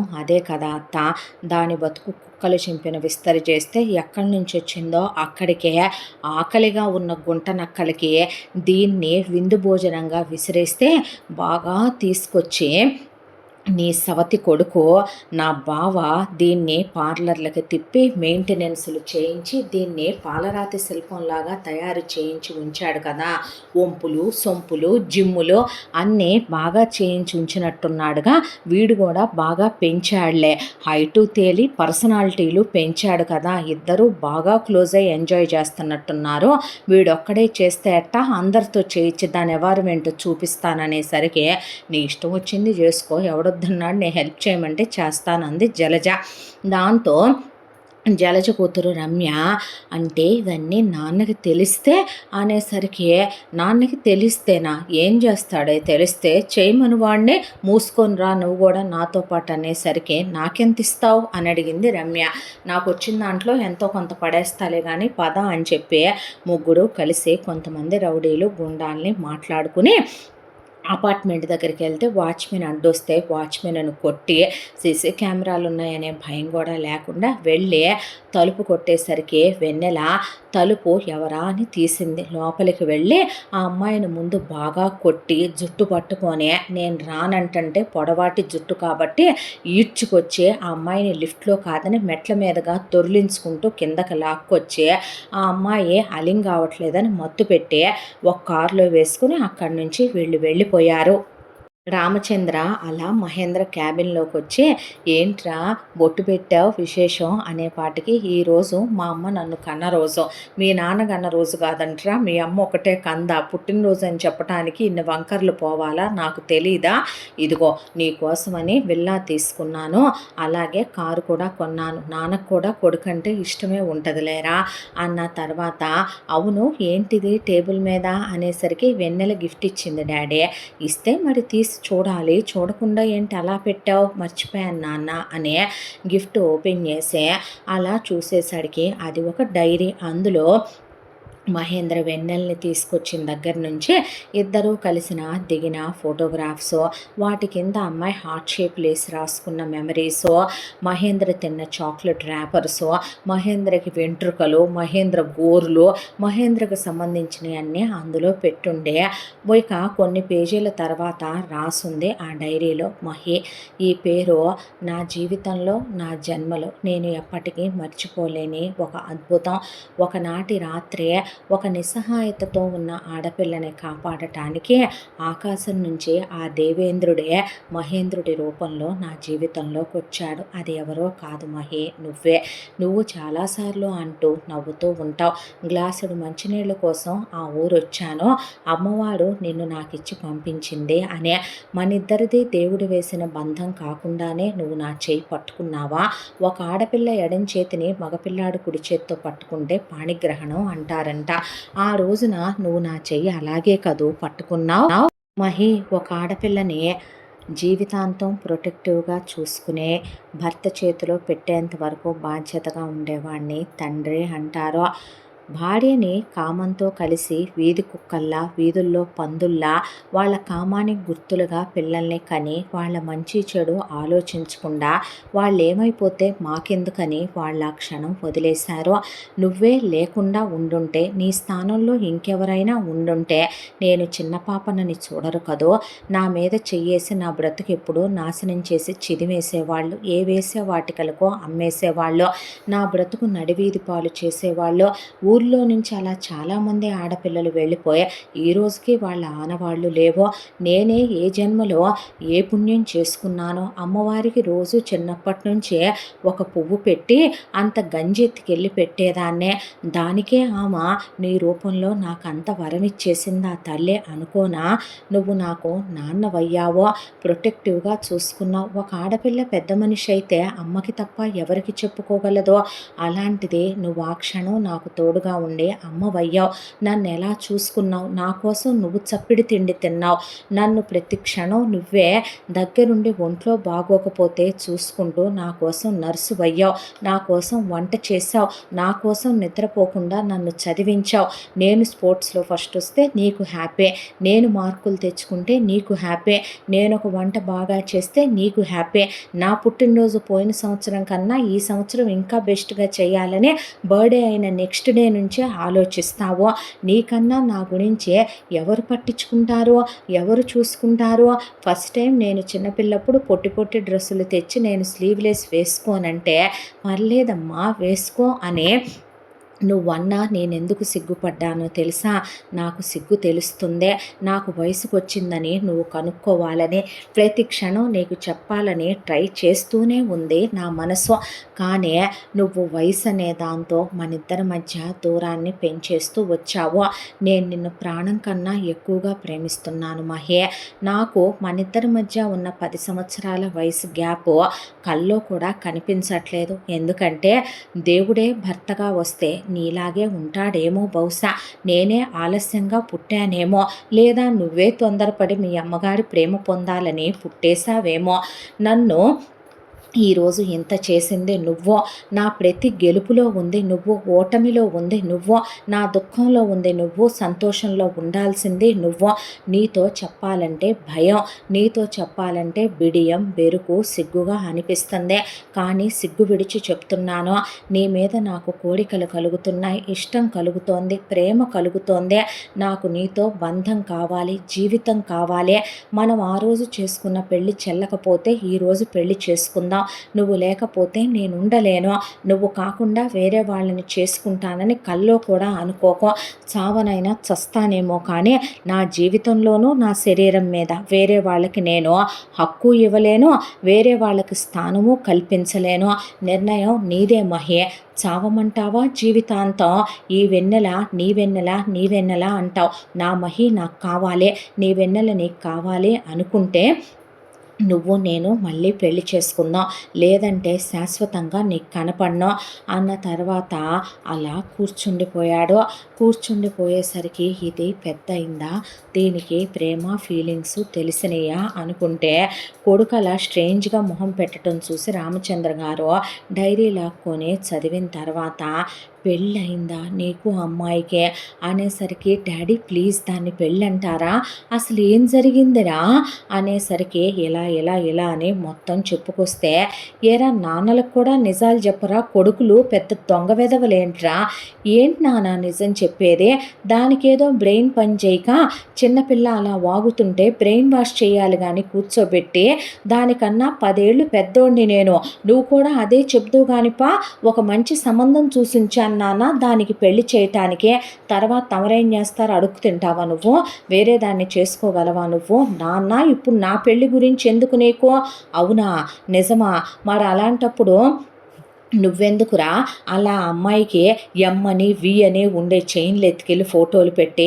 మెళ్ళో వేయటం, ఆ అమ్మాయిని మీద ఏమీ లేకుండానే నువ్వు వి అనే అక్షరం నీ గుండెల మీద వేయించుకున్నావేంట్రా నాన్న అనేసరికి, నువ్వు ఇంకొకళ్ళని పెళ్లి చేసుకుంటావంటే నేను నమ్మనా, నువ్వు ఇంకొకళ్ళని పెళ్లి చేసుకునేటట్టయితేనే వందన నువ్వు కొట్టావా, వందన అని వేయించుకున్నావా అవి, చీ నాన్న అనేసరికి, మరి ఆ అమ్మాయి గురించి తల్లడిల్లిపోతావు, టెన్షన్ పడిపోతావు, ఒంట్లో బాగోపోతే హడావిడి పడిపోతావు, ఆ అమ్మాయి కోసమని ఎంత వర్క్ ఉన్నా ఆపుకొని వెళతావు, ఆ పిల్లకి తినిపించే మాట నిజం, దగ్గరుండే మాట నిజం, చూసుకునే మాట నిజం, మళ్ళీ అమ్మాయిని వేరే వాడికి ఇచ్చి పెళ్లి చేయటమేంట్రా, 10 ఏళ్ళు ఏజ్ గ్యాప్ ఏంట్రా దరిద్రుడా, మీ అమ్మకి నాకు 5 years గ్యాప్ ఉంది, నేను కాపురం చేయలేదా, నిన్ను కనలేదా, వయసు గ్యాప్ ఏంట్రా, మగాళ్ళకి 90 years వచ్చిందాక కూడా స్టామినా ఉంటుంది, మోనోపాజ్ అయిన తర్వాత ఆడాళ్లే కొంచెం మగాళ్ళకి దూరంగా ఉంటారు, భర్తకి ఇష్టం అంటున్నారనే క్లోజ్గా ఉంటారు, గుండెల మీద చేసుకొని చెప్పమని ఆడవాళ్ళకి కాదని అలా అనుకుంటే ఆడవాళ్ళకి మగాళ్ళ కన్నా మెచ్యూరిటీ ఎక్కువ ఉంటుంది. ఆ అమ్మాయి చిన్నదైనా ఎంత చెప్పగలిగిందంటే నీ మీద ఫీలింగ్స్ వస్తున్నాయి, ఇంటరప్పుడు నిన్ను కౌగిలించుకుంది వర్షం కాదు భయం కాదు, నీ మీద ఫీలింగ్స్ వచ్చి నీకోసం లంగామొని వేసుకున్నా, నీకోసం చీర కట్టుకున్నా, నీకోసం నడుం గొలుసు పెట్టుకున్నా, నీకోసం నీతో తల్లో పూలు పెట్టించుకున్నా, గుడికి తీసుకెళ్ళా అని చెప్తుంటే సన్నాసి వినపట్లేదేంట్రా నీకు, ఒరే పశువా, ఒరే మురగవా, మీ అమ్మున్నా ఇదే చెప్పుండేదిరా, నువ్వు కావాలనుకున్న ఆడపిల్లని ఎవడికో అప్పగించటమేంట్రా, ఎవడికో ఇచ్చి పెళ్లి చేయటమేంట్రా, ఇలా తయారయ్యావేంట్రా, అసలు ఫీలింగ్స్ కలుగుతున్నాయిరా, కొంపదీసి డాక్టర్ దగ్గరికి వెళ్దామా నాన్న అనేసరికి, దున్నపోతు పెరిగినట్టు 6'3" హైట్ పెరిగావు, అడ్డగాడిద తిన్నట్టు ప్రోటీన్ ఫుడ్లు తిని ప్రోటీన్ షేకులు తాగి బలిసినట్టు బలిసావు అనకూడదులే కానీ, 10 మందిని కొట్టగలవురా, ఏనుగులాగా ఉన్న ఒక ఆడపిల్ల మనసర్థం చేసుకోరేంట్రా, ఏం మగజాతిరా ఇలా తయారయ్యారు, ప్రతి మగ వెధవా, ప్రేమించే వాళ్ళు నచ్చరేంట్రా మీకు అనేసరికి, డాడీ ప్లీజ్ అంటే, ఏంటి నువ్వు మాట్లాడేది, నోరు మూయి చాలే కానీ, ఆ పిల్ల చస్తానంటే, అయినా ఏంటిరా తప్పు, నా వాడికి నేను తప్పని ఏమీ అనుకోను, ఆ అమ్మాయితో నీ లైఫ్ హ్యాపీగా ఉంటుంది, కాదని చెప్పు, వెన్నెలంటే నీకు ఇష్టం లేదని చెప్పు, వెన్నెల్ని వేరే వాడికి ఇచ్చి నువ్వు మనస్ఫూర్తిగా ఇచ్చి చేస్తున్నానని చెప్పు, వెన్నెల్ని తీసుకొచ్చినప్పుడు నువ్వు చిన్నపిల్లగానే చూసుంటావు, కానీ ఎప్పుడైతే వెన్నెల పెద్ద అయిందో, నువ్వు హోటల్ మేనేజ్మెంట్లో చేర్చావో, దానికి 20 ఏళ్ళు వచ్చినాయో, అప్పటి నుంచి నువ్వు దాన్ని ఏం అలా చూడట్లేదో, కాకపోతే ఆ విషయం నీ మనసు ఒప్పుకోవట్లా, నువ్వు ఒప్పుకోవట్లా, ఎందుకు వేయించావురా టాటూ, నువ్వు చెప్పు, నాకు అర్థం కాలేదో, ఎందుకు వేసావురా చైన్ నువ్వు, నాన్న నాటకాలేకు నా దగ్గర, మూసుకొని పద, ఇది మీ నాన్నగా నా నిర్ణయం, ఆస్తి మొత్తం రాసి పడేశానని ఒళ్ళు బలిసింది బాగాను నీకు, పద నువ్వు ముందు లేసే అన్న తర్వాత, డాడీ ఇంకేమైనా మాట్లాడితే పోయిన దాని మీద ఉన్న నా మీద ఒట్రా, రెస్పెక్ట్గా అప్పుడప్పుడు నా నాన్నకి అని వీళ్ళు బయలుదేరి, అలా వచ్చి నువ్వేమనుకో పెళ్ళి చేసుకుంటానని చెప్పు, హ్యాపీగా ఉండో, వేషాలు వేసామంటేరా కొడతా అని తీసుకొచ్చేసరికి వాచ్మెన్ దెబ్బలతో ఎదురొచ్చి, ఏమైందని మహి అడిగితే, బాబు గారు ఇలా మీ దగ్గరికి ఫ్రీక్వెంట్గా వచ్చుద్ది కదండి, ఒక అమ్మాయి మీరు కొట్టారు కదా, ఆ అమ్మాయిను పెదబాబు గారి భార్య గారు కూతురు గారు వచ్చి అమ్మాయి గారిని బాగా కొట్టి జుట్టు పట్టుకొని ఇలా ఈడ్చుకొచ్చారని సీసీ కెమెరాల్లో చూపించేసరికి, ఎక్కడికి వెళ్ళింది అదంటే, తెలియదు బాబు నన్ను కొట్టి పడేశారనేసరికి, మహి నువ్వు వెళ్ళరా, నేను ఫోన్ చేయాల్సిన వాళ్ళకి చెయ్యాలని కొడుకునట్టు పంపించి, ఆయన ఐజీఎల్ దగ్గర నుంచి ఎస్పీల దగ్గర నుంచి పెద్ద పెద్ద వాళ్ళతో పరిచయాలుండి మినిస్టర్ల దగ్గర నుంచి మాట్లాడేసరికి, ఒకవైపున మహేంద్ర ఫోన్ని ఇమీడియట్గా ఇచ్చేసరికి, వాళ్ళు ఆ అమ్మాయి ఎక్కడుందో తను ఆల్రెడీ ఐఫోన్లో ఎప్పటికప్పుడు ట్రాకింగ్ పెట్టుకొనే ఉంచుకుంటాడు, ఇక్కడుందనేసరికి ఇది వాళ్ళ ఊరు కదా అనుకుంటూ, డాడీ తను ఇక్కడికి వెళ్ళిందంటే నేను వస్తున్నాను పద నాన్న అని ఒకవైపున వెనకాల పోలీసుల్ని లాయర్లని వాళ్ళని వీళ్ళని తీసుకొని వీళ్ళు బయలుదేరిపోయారు. కరెక్ట్గా వీళ్ళు వెన్నెల వాళ్ళ ఊరు వెళ్ళేసరికి అక్కడ జలజ, రమ్య, వందన కలిసి వెన్నెలని కొట్టి, అసలే ఆకలితో ఉన్న మృగాల్లో ఆ ఊళ్ళో ప్రెసిడెంట్ గారి దగ్గర నుంచి చాలామంది పెద్ద మనుషులు ఆ అమ్మాయి మీద మోజుతో ఉండేసరికి, ఇప్పుడుదో ఇంకా పాలరాతి శిల్పంలా ఉంది, దీనికి కన్నెరికం ఈరోజు ఈ రాత్రికే చెయ్యండి, దీన్ని దేవదాసిని చేసేసి దీన్ని ఈ ఊరి అమ్మవారికి అంకితం ఇచ్చేసుకోండి, ఎంత కావాలో డబ్బులు కూడా పడేసి వెళతామని బలవంతంగా అమ్మాయి వాళ్ళ అమ్మ నాన్న అందరూ చూస్తూ ఉండగానే ఆ అమ్మాయిని చేతులు కాళ్ళు విరిచి పట్టుకొని ఆ అమ్మాయి మీద పసుపు నీళ్లు పోసేసి ఆ అమ్మాయిని కూర్చోబెట్టి అలా దేవుడి దగ్గర తాకిచ్చుకొచ్చిన తాళి ఆ అమ్మాయి మెడలో వేసి దేవదాసుని చేద్దామనే లోపు మహేంద్ర అక్కడికి వచ్చి ఫాస్ట్గా కారు దిగి వాళ్ళ నాన్న దిగేలోపే వెళ్ళి పూజారిని లాగిపెట్టి కొట్టి ఆ తాళి చేతిలోకి తీసుకొని ఆ అమ్మాయి మెడలో కట్టేసి ఎవడ్రా నా పెళ్ళానికి కన్నెరికాలు చేసేదే, ఎవడ్రా నా పెళ్ళాం మెడలో ఇక్కడ తాళి కట్టేదే, అది నా ప్రాణం, అది నా జీవితం, అది నా పెళ్ళాం, ఎవడ్రా దాని మీదకి వచ్చేదని ఆ రోజు చిన్నపిల్లాడు వీళ్ళందరూ కొట్టారు. ఇప్పుడు జిమ్ చేసి హైట్ తేలి ఉన్నాడు కాబట్టి కొట్టిన ప్రతి ఒక్కళ్ళని గుర్తుపెట్టుకొని కుక్కల్ని కొట్టినట్టు కొడితే వచ్చిన పోలీసులు వెనక ముందు ఆలోచించుకోకుండా ఏం ఊర్రా ఇదే, ఏం ఆచారాల్లో ఇవని లాఠీ చార్జ్ చేసి తుక్కు కింద బాదాక కలెక్టర్ అక్కడికి వచ్చి what is this non sense అని ఇమీడియట్గా ఇక్కడ ఒక పోలీస్ స్టేషన్ పెట్టమని, ఈ మానవ మృగాలన్నింటినీ మార్చమని, ఇక్కడ ఇమీడియట్గా ఒక స్కూల్ రావాలని, ఇక్కడ జనాల్లో అవేర్నెస్ కలగాలని, ఇలాంటివి జరిగితే ఇక నుంచి షూట్ చేసి పడేస్తామని వార్నింగ్ ఇచ్చే మినిస్టర్ల దగ్గర నుంచి అందరూ వచ్చి ఇంకా ఇక్కడ అడవిలో మృగాలు మనుషుల రూపంలో తిరుగుతున్నాయి, మేమింతవరకు కనుక్కోలేదు అనుకునే వీళ్ళని మార్చే పనిలో పడ్డారు వాళ్ళు. ఈలోపు అక్కడే ఉన్న జలజని, రమ్యని, వందనని తీసుకుని ముందు ఇంటికి చేరుకున్నారు రామచంద్ర, వెన్నెల, మహేంద్ర. వెన్నెలని ఫ్రెష్ అయ్యి రమ్మనమని ఆ అమ్మాయికి ఫస్ట్ ఎయిడ్ చేయించి ఆ అమ్మాయిని అలా ఓ పక్కన కూర్చోబెట్టిన తర్వాత కడుపు మండిపోతున్న మహేంద్ర వందనని, రమ్యని పడేసి దవడలు వాయించి పడేశాడు.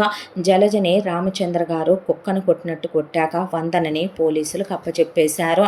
ఆ తర్వాత జలజని మర్యాదగా మారతావా మారవా, మారనరా నేను, ఎందుకు మారాలరా, ఎందుకు నీ మొదటి పెళ్ళాం కొడుకు నా మేనగోడల్ని చేసుకోడురా, ఈ అన్నమ్మకురాల్ని వాడెందుకు చేసుకుంటాడ్రా అనేపాటికి నువ్వు ఇలాగే ప్రవర్తిస్తే నువ్వు నా జీవితంలో ఉండవు, నువ్వేమైనా ఉన్నావా ఏంటి, రోజుకో మగాడిని నేను పిలిపించుకొని సుఖపట్టమే తప్ప ఇది కడుపును పడ్డాక ఎప్పుడు సరిగ్గా నా ఒంటి మీద చెయ్యేసావు అనేసరికి అయితే విడాకులు ఇచ్చేవే, ఇచ్చేస్తాను నేను ఇంకొకరిని చేసుకుంటాను, చూసుకొనే ఉంచుకున్నాను, పడే నా డబ్బులు నాకు సగమాస్తి అనేపాటికి ఎందుకు సగమాస్తే స్టాచ్యూ ఆఫ్ లిబర్టీ, దాంతోపాటు ఇంకేమైనా ఉన్న లండన్ బ్రిడ్జు రాసిస్తారావే అనేసరికి అంటే ఏమీ ఇవ్వవా అని ఆయన ₹1,00,00,000 ఎలుమని పడేసి విడాకులు తీసేసుకున్నాడు. కూతురు అమ్మ నేను వస్తానంటే వాడికి పుట్టిన నువ్వు నాకేం అవుతావని కూతుర్ని ఎగిరెగిరి తన్ని వెళ్ళిపోయింది జలజ. నాన్న అనేసరికి కూతుర్ని జుట్టు పట్టుకొని ఉతికి ఆయన స్నేహితుడు కొడుకు ఒక అబ్బాయి ఉంటే అబ్రాడ్ వెళ్ళిపోతున్నాడు, అతను ఇచ్చి పెళ్లి చేసేసి ఒక 5 కోట్ల కట్నం, ఒక ₹1,00,00,000 బంగారం పెట్టి తీసుకెళ్ళి దీని ఎముకలు విరిచేసి నువ్వే కంట్రోల్లో పెట్టుకోయా అని అప్పగించేశాడు. ఆ తర్వాత మహేంద్రకి, వెన్నెలకే మళ్ళీ అఫీషియల్గా చాలా గ్రాండ్గా ఎంగేజ్మెంట్ చేసి పెళ్లి చేసి ఆ తర్వాత వ్రతం, రిసెప్షను అయిన తర్వాత ఇంక మీరెక్కడికి వెళ్ళొద్దు, ఇల్లు రెనోవేట్ చేస్తాను, మీరు హనీమూన్కి వెళ్ళొచ్చేలోపు వెళ్ళండి అని కొడుకు కోడలు చేతిలో టికెట్లు పెట్టాడు ఆయన. హనీమూన్కి తీసుకెళ్ళాడు మహేంద్ర వెన్నెలని.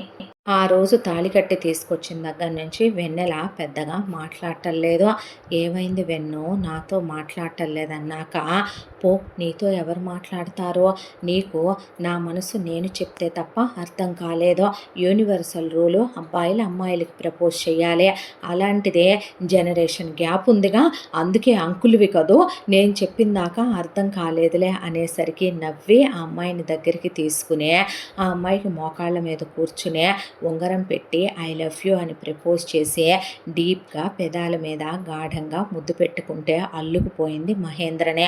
నాకు తెలుసు నేనంటే నీకు ఇష్టమని, లేకుండానే టాటూ వేయించుకొచ్చుకొని 3 రోజులు జ్వరమని పడుకున్నావా నువ్వు, కానీ చెప్పాలంటే వయసు అనేది పెద్ద అడ్డంగా ఉంది కదూ పిచ్చోడ, నీకోటి చెప్పనా, మనసు లేని చోట కాపురం చేస్తూ నరకం అనుభవిస్తూ బ్రతికే ఆడవాళ్ళు ఎంతోమంది ఉన్నారో, నీలాంటి దేవుడు మొగుడుగా కొత్తగా వస్తే ఆడదానికి వయసు అడ్డు, ఎంతమంది ఆడవాళ్ళు నేను చేసుకున్నంత పుణ్యం చేసుకొని ఉంటారు చెప్పు అని అల్లుకుపోయింది. చాలా హ్యాపీగా ఆ అమ్మాయిని ఒక పువ్వులాగా చూసుకుంటూ ఇద్దరు క్లోజ్గా ఇంటిమేట్ అయ్యారు.